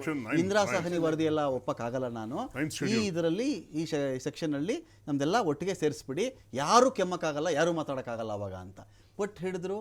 ಅವತ್ತಿಗೆ ನರಸಿಂಹರಾವ್ ಅವ್ರ ಮುಂದೆ ಕೂತ್ಕೊಂಡ್ರು, ಜಾರಿ ಮಾಡ್ಕೊಂಬಿಟ್ರು, ಅದನ್ನು ಅಪ್ರೂವ್ ಮಾಡ್ಕೊಂಬಿಟ್ರು. ಒಳ ಮೀಸಲಾತಿ ವಿಚಾರದಲ್ಲಿ ಇದ್ದದ್ದೇನು ಅಂದರೆ, ಈಗ ಈ ಬ್ರಾಕೆಟ್ ಒಳಗಡೆ ನಿಮ್ಗೆ 17% ಕೊಡ್ತೀವಾ, 8% ಕೊಡ್ತೀವಾ, 5% ಕೊಡ್ತೀವಾ, 5% ಒಳಗಡೆ ನೀವು ಸಮುದಾಯಗಳು ಬೇಕಾದ್ರೆ ಆ ಕಡೆ ಈ ಕಡೆ ಮಾಡ್ಕೊಂಡು ಏನು ಬೇಕಾದ್ರೂ ಮಾಡ್ಕೊಳ್ಳಿ. 5% ದಾಟ್ಕೊಡ್ದು, 17% ಇಟ್ಟಿದ್ದೀರಾ ನೀವು, ದಾಟ್ಕೊಡ್ದು. ಈ ಒಂದು ವಿಚಾರಗಳಿದ್ದಾಗ ಆಗಸ್ಟ್ 2024 ಮುಂಚೆ ರಾಜ್ಯಗಳಿಗೆ ಅಧಿಕಾರವೂ ಇರಲಿಲ್ಲ. ಅದು ಇರದೇ ಇದ್ದಾಗ ಇವರು ಜಾರಿ ಮಾಡೋ ಪ್ರಯತ್ನಗಳು ಆ ಸಮುದಾಯಗಳಿಗೆ ಮಾಡಿದಂಥ ಮೋಸ ಅಥವಾ ಮೊಣಕೈಗೆ ತುಪ್ಪ ಸವರೋ ಕೆಲಸ ಅಲ್ವಾ ಅಂತ? ಅಬ್ಸಲ್ಯೂಟ್ಲಿ ಅದನ್ನೇ ಹೇಳಕ್ ಹೋದೆ ನಾನು. ಏನು ಮೊನ್ನೆ ಸುಪ್ರೀಂ ಕೋರ್ಟ್ 1996 ಟರ್ನ್ ಓವರ್ ಮಾಡ್ತು, ಅಲ್ಲಿಂದ 2024 ರಾಜ್ಯಗಳಿಗೆ ಅಧಿಕಾರನೇ ಇರಲಿಲ್ಲ. ನೀವು ಸಬ್ ಕ್ಯಾಟಗರೈಸೇಷನ್ ಬಗ್ಗೆ ಚರ್ಚೆ ಮಾಡೋ ಅಧಿಕಾರನೂ ಇರಲಿಲ್ಲ. ಓಕೆ, ಸೊ ಅಂತ ಸಂದರ್ಭದಲ್ಲಿ ನಮ್ಮ ಬಿಜೆಪಿ ಸರ್ಕಾರ, ಇಂದಿನ ಬಿಜೆಪಿ ಸರ್ಕಾರ 4 ವರ್ಷ ಅಧಿಕಾರದಲ್ಲಿದ್ರು ಕೂಡ ಕೇವಲ 1 ತಿಂಗಳು ಚುನಾವಣೆಗೆ 1 ತಿಂಗಳು ಮೊದಲು ಕೇವಲ ಬೃಹನ್ ನಾಟಕವನ್ನು ಮಾಡಿ ಏನೋ ಜನರಿಗೆ ಒಂದು ಹೊಸ ಮೀಸಲಾತಿಯನ್ನು ಕೊಡ್ತೀವಿ, ಆ ಡಿವೈಡ್ ಮಾಡಿ ಒಂದು ಏನು ಓಟನ್ನು ತೆಗೆದುಕೊಳ್ಳೋಣ ಅಂತ ಒಂದು ಪ್ರಯತ್ನ ಮಾಡ್ತಲ್ಲ, ಅದು ಕ್ಲಿಯರ್ಲಿ ಇಂಡಿಕೇಟೆಡ್ ದಟ್ ಬಿಜೆಪಿ ರಾಜಕೀಯವನ್ನ ಏನು ಇದು ಜಾತಿನಲ್ಲಿ ರಾಜಕೀಯ ನೀವು ಕೊಡ್ತೀರಾ ರಘು? ಈಗ ನಾನೊಂದು ಪ್ರಶ್ನೆ ಕೇಳ್ತೀನಿ. ಈಗ ನಿಮಗೆ ಒಳ ಮೀಸಲಾತಿಯ ಬಗ್ಗೆ ಕೇಂದ್ರದ ಕಡೆಯಿಂದ ನಾವೇ ನೇರವಾಗಿ ಜಾತಿ ಗಣತಿ ಮಾಡ್ತೀವಿ, ನಿಮ್ಗೆ ಯಾರಿಗೂ ಆ ರೈಟ್ಸೇ ಇಲ್ಲ ಅಂತ ಹೇಳಿದ್ಮೇಲೆ, ನಿಮ್ಮ 150 ಕೋಟಿ ರೂಪಾಯಿಗಳಿಗೂ ಮಿಗಿಲಾಗಿ ಖರ್ಚು ಮಾಡಿದಂಥ ನಿಮ್ಮ ದ ಸೋಕಾಲ್ಡ್ ಸಮೀಕ್ಷೆ ಇದೆಯಲ್ಲ, survey, it's not census. Particular ಹೇಳ್ತಾ ಇದ್ದೀನಿ. ಕರೆಕ್ಟ್. ಯಾವಾಗ ನರೇಂದ್ರ ಮೋದಿ ಅವರ ಸರ್ಕಾರ ಅಶ್ವಿನಿ ವೈಷ್ಣವ್ ಅವ್ರ ಕಡೆಯಿಂದ ಈ ಮಾತು ಹೇಳಿಸ್ತೋ, ಸಮೀಕ್ಷೆಗಳು ನೀವು ಮಾಡ್ಕೊಳ್ಬಹುದು, ಸೆನ್ಸಸ್ ಮಾಡೋದು ಕೇಂದ್ರದ್ದೇ ಹಕ್ಕು ಅಂತ ಹೇಳೋವರೆಗೂ ನೀವು ಯಾರೇ ಜಾತಿ ಗಣತಿ ಅಂತ ಹೇಳಿದ್ರು ತುಟುಕ್ ಪಿಟಿಕಿಲ್ಲ ನಿಮ್ದು ಬಾಯಲ್ಲಿ. ಈಗ ಹೇಳ್ತಾ ಇದ್ದೀರಲ್ಲ, ಇಲ್ಲ ನಾವು ಸಮೀಕ್ಷೆ ಅಷ್ಟೇ ಮಾಡಿದ್ದು ಅಂತ ಹೇಳ್ತಿದ್ದೀರಲ್ಲ, ಈ ಸ್ವರವೇ ಇರಲ್ಲ ನಿಮಗೆ. ಈಗಲ್ಲ ರಘು, ಸುಳ್ಳು ಹೇಳ್ಬಾರ್ದು ನನಗೆ, ಈ ಸ್ವರವೇ ಇರಲಿಲ್ಲ. ಸಾಮಾಜಿಕ, ಶೈಕ್ಷಣಿಕ, ಆರ್ಥಿಕ ಎಲ್ಲ ಹೇಳ್ಬಿಟ್ಟು ನೀವು ಅದನ್ನ ಮಾಡ್ತಾ ಇದೀವಿ ಅಂತ ಹೇಳ್ಕೊಂಡ್ರಿ. ಎಲ್ಲ ಕಡೆ ಜಾತಿ ಗಣತಿ ಅಂತ ಬಂದಾಗ ಮಗುಮ್ಮಾಗಿದ್ರಿ, ಒಳ್ಳೆ ಫಲ ಬಂತ, ಬೆಳೆ ಬಂತ, ತಗೊಂಡು ಆರಾಮಾಗಿರೋಣ ಅಂತ. ಯಾವಾಗ ಅಲ್ಲಿ ಕೇಂದ್ರಕ್ಕೆ ಟಕ್ಕರ್ ಕೊಟ್ಟರು, ಈಗ ಆ ವಿಷಯ ಬಿಟ್ಬಿಟ್ರಿ, ನಮ್ದೇನು ನಡೆಯಲ್ಲ ಇಲ್ಲಿ ಅಂತ ಬಂದ್ಬಿಟ್ರಿ ಒಳ ಮೀಸಲಾತಿಗೆ. ಈಗ ಜ್ಞಾನೋದಯ ಆಗ್ಬಿಡ್ತಾ ನಿಮ್ಗೆ? ಕೇಂದ್ರ ಸರ್ಕಾರ ಮೊದಲನೇದಾಗಿ ಜಾತಿ ಏನು ಇದನ್ನ ಸಮೀಕ್ಷೆಯನ್ನ ಮಾಡ್ತೀನಿ ಅಂತ ಬಂದಿರೋದಕ್ಕೆ ಫಸ್ಟ್ ರಾಹುಲ್ ಗಾಂಧಿ ಅವರು ಥ್ಯಾಂಕ್ಸ್ ಹೇಳ್ಬೇಕು. ಯಾಕೆಂದ್ರೆ ರಾಹುಲ್ ಗಾಂಧಿ ಅವ್ರು ಕೇಳಿದಾಗ ಇಲ್ಲ ನಾನು ಮಾಡಲ್ಲ ಅಂತ ಹೇಳಿ ಅವರನ್ನ ಏನು ವರ್ಬಲ್ ಅಬ್ಯೂಸ್ ಮಾಡಿರ್ತಕ್ಕಂಥ ನೋಡಿದ್ದೀರಿ ನೀವು. ರಾಹುಲ್ ಗಾಂಧಿ ಅವ್ರನ್ನ ಬೈದಷ್ಟು ಇನ್ನು ಮೋಸ್ಟ್ಲಿ ಬಹುಶಃ ಇನ್ನು ಯಾವ ರಾಜಕಾರಣಿಗೂ ಇದು ಮೀಸಲಾತಿ ವಿರುದ್ಧವಾಗಿ ಅಥವಾ ಕ್ಯಾಸ್ಟ್ ಸೆನ್ಸಸ್ ವಿರುದ್ಧವಾಗಿ ಯಾರು ಮಾತಾಡಿಲ್ಲ, ಇನ್ಕ್ಲೂಡಿಂಗ್ ತೇಜಸ್ವಿ ಸೂರ್ಯ, ಮೋದಿ ಅವರು ಮತ್ತೆ ಕರ್ನಾಟಕ ರಾಜ್ಯದ ಬಿಜೆಪಿ ನಾಯಕರು. ಇಲ್ಲ ಇದು ಕ್ಯಾಸ್ಟ್ ಸೆನ್ಸಸ್ ಬೇಡ, ಅವಶ್ಯಕತೆ ಇಲ್ಲ, ಕಮ್ಯುನಿಟಿನ ಡಿವೈಡ್ ಮಾಡ್ತೀನಿ ಅಂತ ಹೇಳ್ತಿದ್ದವರು ಸಡನ್ ಆಗಿ ಪಹಲ್ಗಾಮ್ ವಿಚಾರ ಹೊರಗಡೆ ಬಂದಾಗ ಎಲ್ಲಿ ಮೋದಿ ಅವರ ಇದು ಹೆಸರು ಕೆಡ್ತದ ಅಂತ ಹೇಳಿ ಅದನ್ನ ಡೈವರ್ಟ್ ಮಾಡಿ ಜನರನ್ನ ಡೈವರ್ಟ್ ಮಾಡುವಂತ ಒಂದು ಟೆಕ್ನಿಕ್ಗೋಸ್ಕರ ಜಾತಿ ಕೇಳಿ ಸಾಯಿಸ್ತಿಲ್ಲ, ಧರ್ಮ ಕೇಳಿ ಸಾಯಿಸಿದ್ರು ಅಂತ ಅಲ್ಲಿ ಅಲ್ಲ. ಈಗ ಅದು ಇನ್ವೆಸ್ಟಿಗೇಷನ್ ನಡೀತಾ ಇದೆ. Okay. ಓಕೆ, ಸೊ ಸಾವು ಸಾವೇನೆ, ಯಾರೇ ಸಾಯಿಸಿದ್ರು ಅದು ಸಾವು ಸಾವೇನೆ. ಅದು ಯಾವುದೋ ಧರ್ಮಾಧಾರಿತವಾಗಿ ಸಾಯಿಸಿರ್ಲಿ, ಇನ್ಯಾವುದೋ ರೀತಿಯಲ್ಲಿ ಸಾಯಿಸಿರ್ಲಿ, terrorist does not have a religion, language, caste, creed ಯಾವುದೂ ಇಲ್ಲ. Okay. ಟೆರರಿಸ್ಟ್ ಅನ್ನೋದೇ ಒಂದು ಮುಳ್ಳಿದ ಹಾಗೆ. ಓಕೆ ಬಾಡಿನಲ್ಲಿ ಮುಳ್ಳು ಹೇಗೆ ನೀವು ಒಳಗಡೆ ತಗೊಂಡ್ರೆ ನೋವು ಶುರು ಆಗ್ತದೋ Okay. ಹಾಗೆ it's bleeded the communities. Okay. So ಹಾಗಾಗಿ ಟೆರರಿಸ್ಟ್ ಇದನ್ನ ಡೈವರ್ಟ್ ಮಾಡುವಂತ ಟೆಕ್ನಿಕ್ ಅನ್ನ ಕೇಂದ್ರ ಸರ್ಕಾರ ಮಾಡಿರ್ತಕ್ಕಂಥದ್ದು ಅಕ್ಷಮ್ಯ ಅಪರಾಧ. ಬಟ್ ನೀವು ಅದರ ನಿಜವಾಗ್ಲೂ ಕೊಡೋದಾಗಿದ್ರೆ ಓಕೆ ನೀವು ನಾನೊಂದು ಆದರ್ಶ್ ವರ್ಷ- ಆದರ್ಶ್ ನನ್ನ ಪಾಯಿಂಟ್ ಆದರ್ಶ್ ಇಲ್ಲಿ ಈಗ ಏನಾಗುತ್ತೆ ಅಂದ್ರೆ ಓಕೆ ಅಲ್ಲ, ಒಂದ್ ನಿಮಿಷ. ಈಗ fine. ಆದರ್ಶ, ಒಳ ಮೀಸಲಾತಿ ಒಂದ್ ನಿಮಿಷ. ಒಳ ಮೀಸಲಾತಿ ಮಾತಾಡ್ತಾ ಇದೀವಾ ಆದರ್ಶ್, ಇಲ್ಲಿ ಆದರ್ಶ್, ಆದರ್ಶ್. ಒಂದ್ ನಿಮಿಷ. ಸಮೀಕ್ಷೆ, ಜಾತಿ ಸಮೀಕ್ಷೆ ಬಗ್ಗೆ ಮಾತಾಡ್ತಾ ಇದೀವಾ? ಅದನ್ನ ಸ್ವಲ್ಪ ಕ್ಲಾರಿಟಿ ಬೇಕು. ಜಾತಿ ಇವತ್ತು ಮಾತಾಡ್ತಿರೋ subject ಒಳ ಬಗ್ಗೆ ಒಳ ಮೀಸಲಾತಿ, let's, ಎಲ್ಲರೂ ಮಾತಾಡ್ಬಿಡಿ. ಒಳ ಮೀಸಲಾತಿ ವಿಚಾರ ಇದೆಯಲ್ಲ, ಈ ಒಳ ಮೀಸಲಾತಿ ವಿಚಾರ ಸಿದ್ದರಾಮಯ್ಯನರದನ್ನು ರೆಡಿ ಮಾಡಿದ ಮೇಲೆ ಇದು ಜಾರಿಯಾಗುತ್ತೆ ಅನ್ನೋ ಭರವಸೆ ನಿಮ್ಮ ಕಡೆಯ ಏನು ಹೊತ್ತು ಅದರೆಲ್ಲರ ಒಂದು ಪ್ರತಿನಿಧಿಯಾಗಿ ಬಂದಿದ್ದೀರಿ, ನೋಡಿ, ನಿಮ್ಗೆ ಆ ಭರವಸೆ ಇದೆಯಾ? ನೋಡಿ, ಜಸ್ಟಿಸ್ ನಾಗಮೋಹನ್ ದಾಸ್ ಅವರು ಒಂದು ಮಧ್ಯಂತರ ವರದಿಯನ್ನು ಈಗಾಗಲೇ ಸಲ್ಲಿಸಿದ್ದಾರೆ. ಆ ಮಧ್ಯಂತರ ವರದಿಯಲ್ಲಿ ಹಲವಾರು ಗೊಂದಲಗಳಿದೆ ಅವರಿಗೆ. ಏನು ಸಮಸ್ಯೆಗಳು ಅಂದ್ರೆ, ಒಂದು ಆದಿ ಕರ್ನಾಟಕ, ಆದಿ ದ್ರಾವಿಡ, ಆದಿ ಆಂಧ್ರ ಅಂತ ಏನು ಜಾತಿಗಳಿವೆ, ಇದು ಒಂದು ಸುಸಂಸ್ಕೃತವಾದ ಪದಗಳನ್ನ ಬಳಸೋದಕ್ಕೋಸ್ಕರ ಮೈಸೂರು ಮಹಾರಾಜರು ಅಳವಡಿಸ್ಕೊಂಡ ಒಂದು ರೀತಿ. ಯಾಕೆಂದ್ರೆ ಈ ಜಾತಿಯ ಹೆಸರುಗಳೇ ಒಂದು ಬೈಗುಳದ ಹೆಸರುಗಳು, ಅದಕ್ಕೋಸ್ಕರ ಆ ಒಂದು ಪದ್ಧತಿಯನ್ನ ಅಳವಡಿಸ್ಕೊಳ್ತಾರೆ. ಆದ್ರೆ ಅದರಿಂದ ಏನ್ ಗೊಂದಲ ಆಗಿದೆ ಅಂದ್ರೆ, ಈ ಬಲಗೈ ಸಮುದಾಯದವರು ಆದಿ ಕರ್ನಾಟಕಲ್ಲೂ ಇದ್ದಾರೆ, ಆದಿ ದ್ರಾವಿಡಲ್ಲೂ ಇದ್ದಾರೆ, ಎಡಗೈ ಸಮುದಾಯದವರು ಏಕೆ ಎಡಿ ಎರಡರಲ್ಲೂ ಇದ್ದಾರೆ. ಈ ಗೊಂದಲವನ್ನ ಬಗೆಹರಿಸೋದಕ್ಕೋಸ್ಕರ ಇನ್ನೊಂದು ಸಮೀಕ್ಷೆ ಆಗ್ಲೇಬೇಕು, ಸರಿಯಾಗಿ ಅವ್ರ ಜಾತಿ ಹೆಸರುಗಳನ್ನೇ ಬರೆಸಬೇಕು ಅನ್ನೋದು ಒಂದು ವಿಚಾರ. ಅಷ್ಟಲ್ಲದೆ ಇದನ್ನ ಯಾವುದೋ ಒಂದು ಹಳೆ ಸಮೀಕ್ಷೆ ಮೇಲೆ ಆ ಆಧಾರದ ಮೇಲೆ ಮಾಡಕ್ ಆಗೋದಿಲ್ಲ. ಯಾಕಂದ್ರೆ ಸುಪ್ರೀಂ ಕೋರ್ಟ್ ವರದಿಯಲ್ಲಿ ಬಹಳ ಕ್ಲಿಯರ್ ಆಗಿ ಹೇಳಿದೆ, ಎಂಪರಿಕಲ್ ಡೇಟಾ ಇಟ್ಕೊಂಡೇ ಮಾಡಬೇಕು. ಈ ಒಳ ಮೀಸಲಾತಿ ಮಾಡಂಗಿದ್ರೆ ಯಾವುದೇ ಒಂದು ಆಮೇಶ ಒಡ್ಡಕ್ಕಾಗ್ಲಿ ಇಲ್ಲ ಯಾವುದೋ ಒಂದು ಚುನಾವಣೆ ಗಿಮಿಕ್ ರೀತಿಯಲ್ಲಿ ಮಾಡಕ್ ಆಗೋದಿಲ್ಲ. ಎಂಪರಿಕಲ್ ಡೇಟಾ ಕಲೆಕ್ಟ್ ಮಾಡಿ ಅದರ ಆಧಾರದ ಮೇಲೆ ಮಾಡಬೇಕು ಅನ್ನೋ ಕಾರಣಕ್ಕೋಸ್ಕರ ನಾಗಮೋಹನ್ ದಾಸ್ ಅವರು ಇನ್ನೂ ಒಂದು 90 ದಿನ ಎಕ್ಸ್ಟ್ರಾ ಕೇಳಿದ್ದಾರೆ. ಇವತ್ತಿಂದ ಸಮೀಕ್ಷೆ ಶುರು ಆಗಿದೆ. ನಮಗೆ ಸಂಪೂರ್ಣ ಭರವಸೆ ಇದೆ. ನಮಗೆ ಅದಲ್ಲದೆ ಇನ್ನೊಂದು ಹೇಳ್ತೀನಿ, ಕರ್ನಾಟಕ ರಾಜ್ಯದಲ್ಲಾಗ್ಲಿ ಇಡೀ ಭಾರತ ದೇಶದಲ್ಲಾಗ್ಲಿ ಈ ಅಲೆಮಾರಿ ಸಮುದಾಯಗಳು ಅಂತ ಏನಿದಾವೆ, ಕರ್ನಾಟಕ ರಾಜ್ಯದಲ್ಲಿ 51 ಪರಿಶಿಷ್ಟ ಜಾತಿಯಲ್ಲಿರುವ ಅಲೆಮಾರಿ ಸಮುದಾಯಗಳು, 23 ಅಲೆಮಾರಿ ಪಂಗಡದಲ್ಲಿ ಅಲ್ಲ ಪರಿಶಿಷ್ಟ ಪಂಗಡದಲ್ಲಿ ಇರುವ ಸಮುದಾಯಗಳು ಅಲೆಮಾರಿ ಸಮುದಾಯಗಳು ಅಂತ ಅಧಿಕೃತವಾಗಿ ಘೋಷಣೆ ಆಗಿದೆ. ಅಲೆಮಾರಿ ಸಮುದಾಯಗಳ ಯಾವುದೇ ಒಂದು ಡೇಟಾ ಯಾವ ಸರ್ಕಾರದಲ್ಲೂ ಇಲ್ಲ. ಸೊ ಮೊಟ್ಟ ಮೊದಲನೇ ಬಾರಿಗೆ ನಮ್ಮ ಡೇಟಾ ಕಲೆಕ್ಟ್ ಆಗುತ್ತೆ ಅನ್ನೋದು ಒಂದು ಬಹಳ ಸಂತೋಷಕರವಾದ ವಿಚಾರ ನಮಗೆ. ಅಕ್ಷರ ನನ್ನ ಪಾಯಿಂಟ್ ಏನಂದ್ರೆ, ಈಗ ಒಳ ಮೀಸಲಾತಿಗಳ ಬಗ್ಗೆ ಎಲ್ಲರೂ ಕೂಡ ಈ ಥರದ್ದು ಹೇಳಿದ್ದಾಯಿತು, ಮಾಡಿದ್ದಾಯಿತು. ನನ್ನ ಪ್ರಯತ್ನಗಳನ್ನು ಅಲ್ಲಗಳಿಯಲ್ಲ. ಈ ಪ್ರಯತ್ನಗಳಿಗೆ ಮಿಗಿಲಾಗಿದ್ದೇನು ಅಂತ ಹೇಳಿದ್ರೆ, 1975 ಮುಂಚೆ ಬೇಕಾದ್ರೂ ಹೋಗ್ತೀನಿ ನಾನು. ಅವಾಗಿಂದ ಈ ಜನ ಒಂದು ಹೋರಾಟವನ್ನು ಮಾಡ್ಕೊಂಡು ಬಂದಿದ್ದಾರೆ, ಒಳ ಮೀಸಲಾತಿ ಬೇಕು. ಏನು ವಿಚಾರ? ಈಗ ಬಲಗೈ ಪಂಗಡದಲ್ಲಿ ಅಂತ ಬಂದಾಗ ಕೆಲವರೆಲ್ಲರೂ ಮೇಲ್ವರ್ಗದಲ್ಲಿ ಅಂದರೆ ಮೇಲ್ಭಾಗದಲ್ಲಿ ಇದ್ದಾರೆ. ರಾಜಕೀಯ ಮೀಸಲಾತಿನೋ ಔದ್ಯೋಗಿಕ ಮೀಸಲಾತಿಗಳು ಅಥವಾ ಪವರ್ಫುಲ್ ಆಗಿರೋದ್ರಲ್ಲಿ ಅವ್ರು ಇದ್ದಾರೆ. ಎಡಗೈನವ್ರ ಕೂಗೇನು ಅಂದರೆ, ನಮ್ಗೆ ಇದೇನು ಸರಿಯಾಗಿ ಸಿಕ್ಕಲಿಲ್ಲ ಅಂತ ಕೇಳ್ತಾರೆ. ಇಲ್ಲಿ ರಾಜಕೀಯ ಪಕ್ಷಗಳು ಇರ್ರೆಸ್ಪೆಕ್ಟಿವ್ ಆಫ್ ದಿ ಪಾರ್ಟಿ, ನಾನು ಪಕ್ಷೇತರವಾಗಿ ಮಾತಾಡ್ತಾ ಇದ್ದೀನಿ, ಇಲ್ಲಿ ಪಕ್ಷಾತೀತವಾಗಿ ಮಾತಾಡ್ತಾ ಇದ್ದೀನಿ. ಏನಾಗುತ್ತೆ ಇಲ್ಲಿ ಅಂದರೆ, ಯಾರಿಗೋ ಒಂದು ಕೊಡಕ್ಕೆ ಹೋದಾಗ ಆ ಬೇರೆ ಸಮುದಾಯದ ವಿರೋಧ ಅಂದರೆ ಕಾಲದಿಂದ ಬಂದಿದ್ದಾರಲ್ಲ ನಾವೇ ದೊಡ್ಡವರು ಅಂತ ಅವ್ರ ವಿರೋಧ ಕಟ್ಕೊಳ್ಬೇಕಾಗತ್ತೇನೋ ಅನ್ನೋ ಒಂದು ಗೊಂದಲದಲ್ಲಿ BJPನೂ ಇದ್ದಾರೆ, ಕಾಂಗ್ರೆಸ್ ಕೂಡ ಇದೆ. ಕಾಂಗ್ರೆಸ್ಸಿಂದ ಸಿಡಿದು ಬಂದಿದ್ಯಾರು ಅಂದರೆ ಎಡಗೈ ಸಮುದಾಯ ಅಂತ ಮಾತಾಡ್ತಾರೆ. ಸೊ ಈಗ ನಿಮ್ಮ ಪಾಯಿಂಟ್, ಈ ಸಮೀಕ್ಷೆಯನ್ನು ಮಾಡಿ ಎಡಗೈ ಸಮುದಾಯದ ಕಡೆಯವರನ್ನು ಗುರುತಿಸಿ ಅವ್ರಿಗೂ ಸವಲತ್ತುಗಳು ಸಿಗುವಂತಾದರೆ BJP ಸ್ಟ್ಯಾಂಡ್ ಏನು ಅಂತ?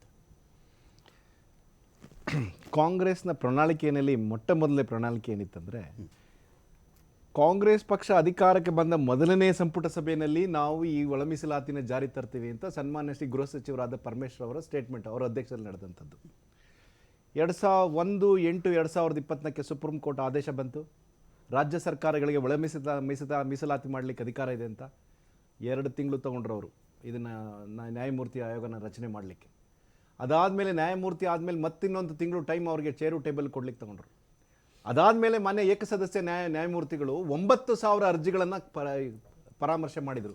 ಇಡೀ ರಾಜ್ಯದಲ್ಲಿರ್ತಕ್ಕಂಥ ಎಲ್ಲ 101 ಜಾತಿಗಳ ಪ್ರಮುಖರನ್ನ ಭೇಟಿ ಮಾಡಿದರು. ಅವರೊಂದು ಮಧ್ಯಂತರ ವರದಿನ ಸಬ್ಮಿಟ್ ಮಾಡಿದ್ರು. ಏನು ಮಾಡಿದ್ರು ಗೊತ್ತಾ? ಸುಪ್ರೀಂ ಕೋರ್ಟ್ನವರು ಎಂಪಿರಿಕಲ್ ಡಾಟಾ ತಗೊಳ್ಳಿ ಅಂತ ಹೇಳಿದ್ದಾರೆ, ಅದಕ್ಕೋಸ್ಕರ ಇನ್ನೊಂದು ಸರಿ ಮಾಡಿ ಅಂತ ಹೇಳಿದರು. ಅದಾದಮೇಲೆ 20 ದಿವಸ ಟೈಮ್ ಕೊಡ್ತೀವಿ ಅಂತ ಮುಖ್ಯಮಂತ್ರಿಗಳ ಅಧ್ಯಕ್ಷತೆಯಲ್ಲಿ ಕಾರ್ಯಕ್ರಮ ನಡೀತು. ಬೇಡ 30 ದಿವಸ ಕೇಳೋದು ಬೇಡ ರೀ, ಒಂದು ಇನ್ನೊಂದು ಸ್ವಲ್ಪ ಜಾಸ್ತಿನೇ ಕೊಡಿ ಅಂತ ಹೇಳಿ ಟೈಮ್ ಕೊಟ್ಟರು. ಇವಾಗ ಇವತ್ತಿನಿಂದ ಈ ಡಾಟಾ ಕಲೆಕ್ಷನ್ದು ಆಗಿದೆ. ಇವತ್ತು 11 ಗಂಟೆಗೆ ಡಾಟಾ ಕಲೆಕ್ಷನ್ ಆಗಬೇಕಾಗಿತ್ತು. ಆ ಒಂದು ಡಾಟಾ ಇದನ್ನೇ ಓಪನ್ ಆಗಿಲ್ಲ ಇವತ್ತು. ಏನು ಅವರು ಟೆಕ್ನಾಲಜಿ ಅವರು ಮಾಡಿದ್ರು, ಆ್ಯಪ್ ಮಾಡಿದ್ರು, ಅದು ಓಪನೇ ಆಗಿಲ್ಲ ಇವತ್ತು. ಮಾನ್ಯ ಮುಖ್ಯಮಂತ್ರಿಗಳು ವಿಧಾನಸೌಧದಲ್ಲಿ ಅದು ಮಾಡಿದ್ದಾರೆ, ಇವತ್ತಾದ್ರೂ ಮಾಡಿದ್ದಾರೆ. ಆದರೆ ಕಾಂಗ್ರೆಸ್ ಸರ್ಕಾರಕ್ಕೆ ಯಾವುದೇ ಒಂದು ಇಚ್ಛೆ ಇಲ್ಲ ಇಲ್ಲಿ. ಅಲ್ಲಿರ್ತಕ್ಕಂಥ ತಾವು ಹೇಳಿದಿರಿ, ನಾಯಕರು ಹೇಳಿದಿರಿ, ಆ ನಾಯಕರಿಗೆ ಕಾಂಗ್ರೆಸ್ಗಾಗ್ಲಿ ಯಾವುದೇ ಬದ್ಧತೆ ಇಲ್ಲ. ಓಕೆ, ಈ ಸಮಾಜದ ಬಗ್ಗೆ ಯಾವುದೇ ಬದ್ಧತೆ ಇಲ್ಲ. ತಾವು ಒಂದು ಮಾತನ್ನ ನಾನು ಹೇಳಲಿಕ್ಕೆ ಬಯಸ್ತೇನೆ. ಆಹಾರ ಸಚಿವರಾದಂತಹ ಸನ್ಮಾನ್ಯ ಶ್ರೀ KH ಮುನಿಯಪ್ಪನವರು ಮೊನ್ನೆ ಒಂದು ಕಾರ್ಯಕ್ರಮದಲ್ಲಿ ಮಾತಾಡಿ ಒಂದು ಮಾತನ್ನು ಹೇಳಿದ್ರು. ಏನ್ ಹೇಳಿದ್ರು? ಖರ್ಗೆ ಅವರು 8 ಸಾರಿ ಸಂಸದರಾಗಿದ್ದಾರೆ, ಜಗಜೀವನ್ ರಾಮ್ ಅವರು 7 ಸರಿ ಆಗಿದ್ದಾರೆ, ಅವ್ರನ್ನೇ ಮರ್ತ್ಕೊಂಡ್ಬಿಟ್ರು. ಅವ್ರು 7 ಸರಿ ಅವರು ಸಂಸದರಾಗಿದ್ದಾರೆ, ಆದ್ರೂ ಕೂಡ ಈ ಪಕ್ಷದಲ್ಲಿ ಮುಖ್ಯಮಂತ್ರಿ ಆಗ್ಲಿಕ್ಕೆ ಆಗ್ಲಿಲ್ಲ ಅಂತ ಹೇಳಿದ್ರು. ಅಂದ್ರೆ ಏನರ್ಥ ಹೇಳಿ? ಕಾಂಗ್ರೆಸ್ನವರಿಗೆ SC ST ಬಗ್ಗೆ ಯಾವುದೇ ರೀತಿಯಾದಂತ ಒಂದು ಇದಿಲ್ಲ, ಕಾಳಜಿ ಇಲ್ಲ ಅವ್ರಿಗೆ. ಇವರು ದಲಿತ ವಿರೋಧಿಗಳು. ಇವರ ಅಭಿಪ್ರಾಯ ಬೇಕಾಗಿಲ್ಲ ಇವರಿಗೆ, ಇವರ ಅಭಿವೃದ್ಧಿ ಬೇಕಾಗಿಲ್ಲ. ವೋಟ್ ಬ್ಯಾಂಕ್ 60 ವರ್ಷಗಳ ಕಾಲ ಆಳ್ವಿಕೆ ಮಾಡ್ಕೊಂಡು ಬಂತ ಕಾಂಗ್ರೆಸ್ ಸರ್ಕಾರ ಈ ದಲಿತರ ಕೇವಲ ಬ್ಯಾಂಕ್, ವೋಟ್ ಬ್ಯಾಂಕ್ ಆಗಿ ಮಾಡ್ಕೊಂಡ್ರು. ಪರಮೇಶ್ವರ್ 8 ವರ್ಷ, ನಾನು ಹೇಳ್ತಾ ಇದ್ದೀನಿ 8 ವರ್ಷ ಅವರು ಅಧ್ಯಕ್ಷರಾಗಿದ್ರು. ಅವ್ರನ್ನ ಸೋಲಿಸಿ ಅವ್ರನ್ನ ಮುಖ್ಯಮಂತ್ರಿ ಬರಕ್ ತಪ್ಪಾಯ್ತು. ಇವತ್ತು ಏನಿದೆ, ಕಾಂಗ್ರೆಸ್ನವರು ಇವ್ರನ್ನ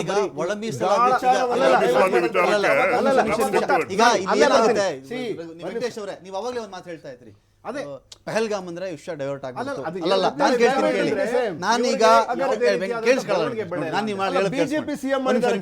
ಈಗ ನಾವು ಮುಂದಿನ ದಲಿತ ಸಿಎಂ ಯಾರಾಗಬೇಕು, ಯಾರು ಮಾಡಬೇಕು ಚರ್ಚೆ ಮಾಡ್ತಾ ಇದ್ದೀವಿ. ಅದು ಮಾಡ್ತಿಲ್ಲ. ನಮ್ಮ ಸ್ಟ್ಯಾಂಡ್ ಬಿಜೆಪಿ ಸ್ಟ್ಯಾಂಡ್ ಅಂದ್ರೆ ನೋಡಿ, ಬಿಜೆಪಿ ಸ್ಟ್ಯಾಂಡ್ ಒಳ ಮೀಸಲಾತಿಯನ್ನ ಈ ಕಾಂಗ್ರೆಸ್ ಸರ್ಕಾರದವರು ಜಾರಿ ಮಾಡೋದಿಲ್ಲ. ನಮ್ಮ ಬಿಜೆಪಿ ಈಗ ನಾನು ಕೇಳ್ತೀನಿ ನಿಮ್ಗೆ, ಇದೇ ಕೇಂದ್ರದ ಕಡೆಯಿಂದ ಅಶ್ವಿನಿ ವೈಷ್ಣವ್ ಪ್ರೆಸ್ ಮೀಟ್ ಮಾಡೋದು ಹೇಳ್ತಾ ಇದ್ರು, ಜಾತಿ ಗಣತಿ ನಾವೇ ಮಾಡ್ತೀವಿ, ಪೂರ್ತಿ ಕೇಳಿಸ್ಕೊಳ್ಳಿ, ಜಾತಿ ಗಣತಿ ನಾವೇ ಮಾಡ್ತೀವಿ, ಯಾವುದೇ ರಾಜ್ಯಗಳಿಗೆ ಇದು ಮಾಡಕ್ ಬರಲ್ಲ ಅಂತ ಹೇಳಿ. ಅದೇ ಧ್ವನಿಯಲ್ಲಿ ಎಲ್ಲ ರಾಜ್ಯಗಳ ಕಡೆಯಿಂದ ನಮಗೆ ಒಳ ಮೀಸಲಾತಿ ವರದಿ ನಮ್ಮ ಕೈ ಸೇರಬೇಕು, ನೀವು ಜಾರಿ ಮಾಡಕ್ ನಾವು ನಿಮ್ಮೊಂದಿಗೆ ಇದ್ದೀವಿ, ಈ ಮಾತು ಯಾಕೆ ಬರಲಿಲ್ಲ? ಈಗ ಒಳ ಮೀಸಲಾತಿ ನೋಡಿ, ಈ ಮಾತು ಯಾಕೆ ಬಂದಿದ್ರೆ ಅಪರಾಧನ? ಅದು ಅಪರಾಧ ಆಗ್ಬಿಡೋದು. ಅದು ಒಂದು ಅರ್ಥ ಮಾಡ್ಕೊಳ್ಳಿ ದಯಮಾಡಿ, ನನ್ನ ಮಾತನ್ನು ಕೇಳಿ. ನಾನೇನ್ ಹೇಳಕ್ ಬಯಸ್ತೀನಿ ಅಂದ್ರೆ, ಒಳ ಮೀಸಲಾತಿನ ಜಾರಿ ಮಾಡುವಂತ ಅಧಿಕಾರ ಇವತ್ತು ರಾಜ್ಯ ಸರ್ಕಾರಗಳಿಗೆ ಇದೆ, ಸರ್ವೋಚ್ಚ ನ್ಯಾಯಾಲಯ ಕೊಟ್ಟಿದೆ. ಆಯ್ತು, ಅದಕ್ಕೆ ಕೇಂದ್ರ ಮಂತ್ರಿಗಳು ಯಾಕೆ ಹೇಳ್ಬೇಕು? ಅದಕ್ಕೆ ಅಲ್ಲಲ್ಲ, ಅದೇ ಧ್ವನಿಯಲ್ಲಿ ರಾಜ್ಯಗಳ ಕಡೆಯಿಂದ ಬಂದ್ಬಿಡ್ಲಿ, ಒನ್ಸ್ ಫಾರ್ ಆಲ್ ಮುಗಿಸೋಣ ಇದನ್ನ. ಅದು ಒನ್ಸ್ ಫಾರ್ ಮುಗಿಸೋ ಅವಶ್ಯಕತೆ ಇಲ್ಲ. ಹರಿಯಾಣದಲ್ಲಿ ಮಾಡಿದ್ದಾರೆ, ಬಿಜೆಪಿ ಸರ್ಕಾರದ ಹರಿಯಾಣದಲ್ಲಿ ಮಾಡಿದ್ದಾರೆ, ತೆಲಂಗಾಣದಲ್ಲಿ ಮಾಡಿದ್ದಾರೆ, ಆಂಧ್ರ ಪ್ರದೇಶದಲ್ಲಿ ಮಾಡಿದ್ದಾರೆ. ರಾಜ್ಯ ಸರ್ಕಾರಗಳಿರ್ತಕ್ಕಂಥ ಒಂದು ಸರ್ವೋನ್ನತ ಅಧಿಕಾರ ಅವ್ರು ಮಾಡ್ತಾರೆ. ಅದಕ್ಕೆ ಕೇಂದ್ರ ಸರ್ಕಾರದವರು ಯಾರು ಬ್ರಾಕೆಟ್ ಏನ್ ಜಾಸ್ತಿ ಮಾಡಿಲ್ಲ, ಇರೋ ಬುಟ್ಟಿ ಒಳಗಡೆ ಈ ಕಡೆ ಏನಾಗ್ಬಿಡುತ್ತೆ ಗೊತ್ತಾ? ಈಗ ಇನ್ ಜನರಲ್ ನಾನು ಎಲ್ರಿಗೂ ಇದು ಗೊತ್ತು ಅಥವಾ ಎಲ್ರಿಗೂ ಗೊತ್ತೇ ಇಲ್ಲ ನಾನು ಇದನ್ನ ಹೇಳ್ತಿಲ್ಲ. ನೋಡ್ರಪ್ಪ, ನಿಮ್ಗೆ 17 ಮಾಡಿದೀನಿ, ಅದೇ 17ರ ಒಳಗಡೆನೆ ಅದು ಕಮಿಟಿ ಮಾಡಿದ್ ನಾವು 17ರ ಒಳಗಡೆನೆ ಇರ್ತಕ್ಕಂಥ ಜಾತಿಗಳಲ್ಲಿ ಕೆಲವನ್ನ ಈ ಕಡೆ ಸ್ವಲ್ಪ ಜಾಸ್ತಿ ಮಾಡಿ, ಕೆಲವನ್ನ ಆ ಕಡೆ ಸ್ವಲ್ಪ ಜಾಸ್ತಿ ಮಾಡಬಹುದೇ ವಿನಃ 17 19 ಮಾಡೋಕ್ಕಾಗಲ್ಲ. ಅದಕ್ಕೇನಿದ್ರು ಕೇಂದ್ರ ಸರ್ಕಾರನೇ ಬರಬೇಕಾಗತ್ತೆ. ನನ್ನ ಪಾಯಿಂಟ್ ಇಲ್ಲಿ ಏನು ಅಂತ ಹೇಳಿದ್ರೆ, ಇದನ್ನ ಯಾವಾಗ ಮಾಡ್ತೀರಿ? ಮತ್ತೆ 30 ದಿನ ಅಂತೀರಿ. ಈ 30 ದಿನಗಳ ಕಾಲ ಈಗ ಹಿಂದಿನ ಸದಾಶಿವ ಆಯೋಗದ ವರದಿ, ಅದಕ್ಕಿಂತ ಮುಂಚಿನ ವರದಿಗಳು, ಫ್ರಾಂಕ್ಲಿ ಸ್ಪೀಕಿಂಗ್ ರೀತಿಯಲ್ಲಾದ್ರೂ ಈ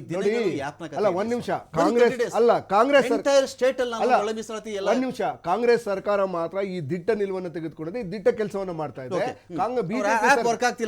ಹೇಳ್ತೀನಿ ಕೇಳಿ, ಬಿಜೆಪಿ ಸರ್ಕಾರ 4 ವರ್ಷ ಅಧಿಕಾರದಲ್ಲಿದ್ರು ಕೂಡ ಕೊನೆಯಲ್ಲಿ ರಾಜಕೀಯ ಕಾರಣಕ್ಕೋಸ್ಕರ, ಕೇವಲ ಜನರನ್ನ ಮೂರ್ಖನನ್ನು ಮಾಡೋಕ್ಕೋಸ್ಕರ ಕೊನೆಯಲ್ಲಿ ಕೇಂದ್ರ ಸರ್ಕಾರಕ್ಕೆ ಶಿಫಾರಸು ಮಾಡ್ತು. ಆ ತರ ನಾವು ಡ್ರಾಮಾ ಆಡ್ತಾ ಇಲ್ಲ. ಸೊ ನಾವು ನೇರವಾಗಿ ಏನು ಸುಪ್ರೀಂ ಕೋರ್ಟ್ ಆರ್ಡರ್ ಬಂದಿದೆ, ಎಂಪ್ರಿಕಲ್ ಆರ್ಡರ್ ಏನು ಡೇಟಾ ಬೇಕು ಅಂತ ಹೇಳಿದ್ದಾರೆ. ಎಂಪ್ರಿಕಲ್ ಡೇಟಾನ ಇಟ್ಸ್ ನಾಟ್ ಅವೈಲಬಲ್. ಸೊ ಹಾಗಾಗಿ ನಾವು 65,000 ಶಿಕ್ಷಕರನ್ನ ಸರ್ವೆಗೆ ನಿಯೋಜಿಸಿದ್ದೇವೆ. ನಾವು 3 ಲೆವೆಲ್ ಅಲ್ಲಿ ಮಾಡ್ತಾ ಇದ್ದೇವೆ. ಒಂದು 65,000 ಶಿಕ್ಷಕರು ಪ್ಲಸ್ ಆನ್ಲೈನ್ ಮತ್ತೆ ಇದು ಕ್ಯಾಂಪ್ಗಳನ್ನು ಮಾಡ್ತಾ ಇದ್ದೇವೆ. ನಾವು ಜನರಿಗೆ 3 ಯಾವುದು ಎಲ್ಲಿ ಶಿಬಿರಗಳು. ಸೊ ಶಿಬಿರಗಳನ್ನು ಮಾಡ್ತಾ ಇದ್ದೇವೆ. ಅವರಿಗೆ ಎಲ್ಲಿ ಅವಕಾಶಗಳು ಆನ್ಲೈನ್ ಅಲ್ಲೂ ಅಪ್ಲೈ ಮಾಡೋ ಅವಕಾಶ ಕೊಟ್ಟಿದ್ದೇವೆ. ಆನ್ಲೈನ್ ಅಪ್ಲಿಕೇಶನ್ ಟೆಕ್ನಿಕಲ್ ಗ್ಲಿಚ್ ಇದ್ದೇ ಇರ್ತದೆ.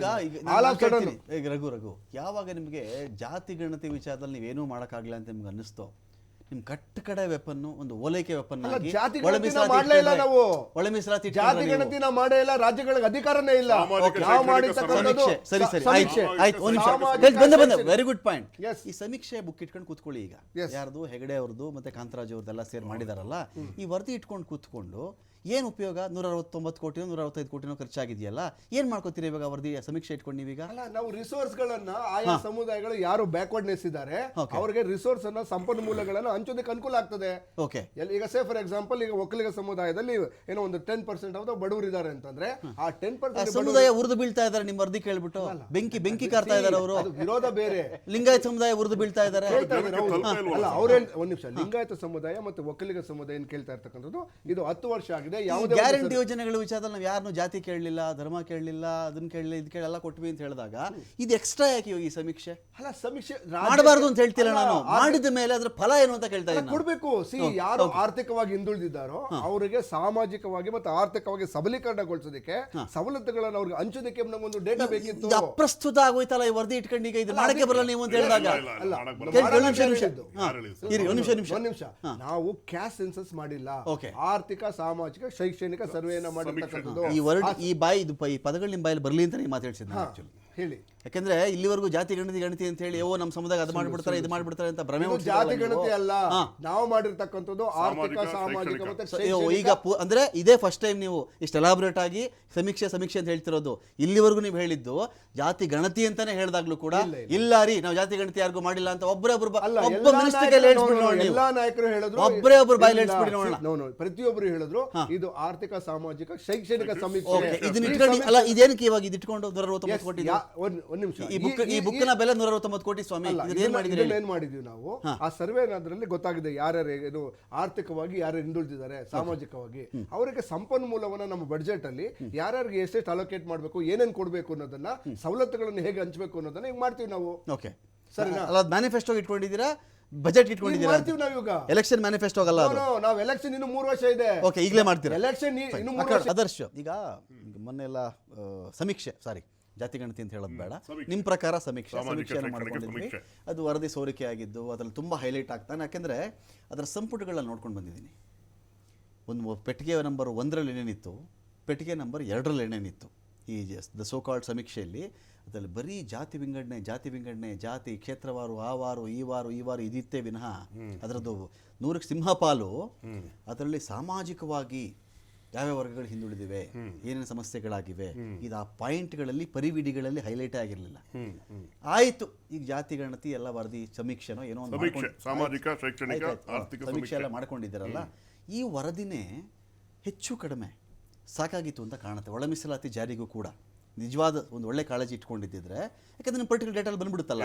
ಈಗ ಲಿಂಗಾಯತರು ಅಂದರೆ ಅದರಲ್ಲಿ ಯಾರ್ಯಾರಪ್ಪ, ಈಗ ಒಕ್ಕಲಿಗರು ಯಾರ್ಯಾರಪ್ಪ, SC ಯಾರ್ಯಾರಪ್ಪ, ಲಂಬಾಣಿ ಯಾರ್ಯಾರು, ಇನ್ನೊಂದರಲ್ಲಿ ಯಾವ್ಯಾರು, ಆದಿ ಕರ್ನಾಟಕ, ಅಲೆಮಾರಿ ಎಲ್ಲ ಬಂದ್ಬಿಟ್ಟಿದ್ಮೇಲೆ ಯಥಾವತ್ತಾಗಿ ಡಬಲ್ ವರ್ಕ್ ಯಾಕೆ ಇಲ್ಲಿ ಬೇರೆ ಒಂದು 100 ಕೋಟಿ ಕೊಡ್ಬೇಕೇನೋ ಇವಾಗ ಮಾಡ್ಬೋದಾಗಿತ್ತಲ್ಲ, ಯಾಕೆ ಮಾಡ್ತಾ ಇಲ್ಲ ನೀವು? ಯಾಕೆ ಅಂದ್ರೆ ಅದು ಬಂದು ನೀವೇ ಹೇಳೋದಂಗೆ ಅದು ಸಮೀಕ್ಷೆ, ಅದು ಸರ್ವೆ. ಈಗ ಮಾಡ್ತಾ ಇರೋದವರು ಇವಾಗಲೂ ಸರ್ವೆ ಇರ್ಬೋದು, ಬಟ್ ಇನ್ನು ಇನ್ಡೆಪ್ತ್ ಆಗಿ door to door only SC STs ಮೇಲೆ ಫೋಕಸ್ ಮಾಡಿ, ಶೆಡ್ಯೂಲ್ ಕಾಸ್ಟ್ ಮೇಲೆ ಮಾತ್ರ ಫೋಕಸ್ ಮಾಡಿ, ಪರಿಶಿಷ್ಟ ಜಾತಿ ಮೇಲೆ ಡೋರ್ ಟು ಡೋರ್ ಬೇರೆ ಅಂಕಿಅಂಶಗಳನ್ನ ತಗೊಂಡು ಒಂದು ಒಳ್ಳೆ ಕೈಪಿಡಿ ಮಾಡಿದ್ದಾರೆ.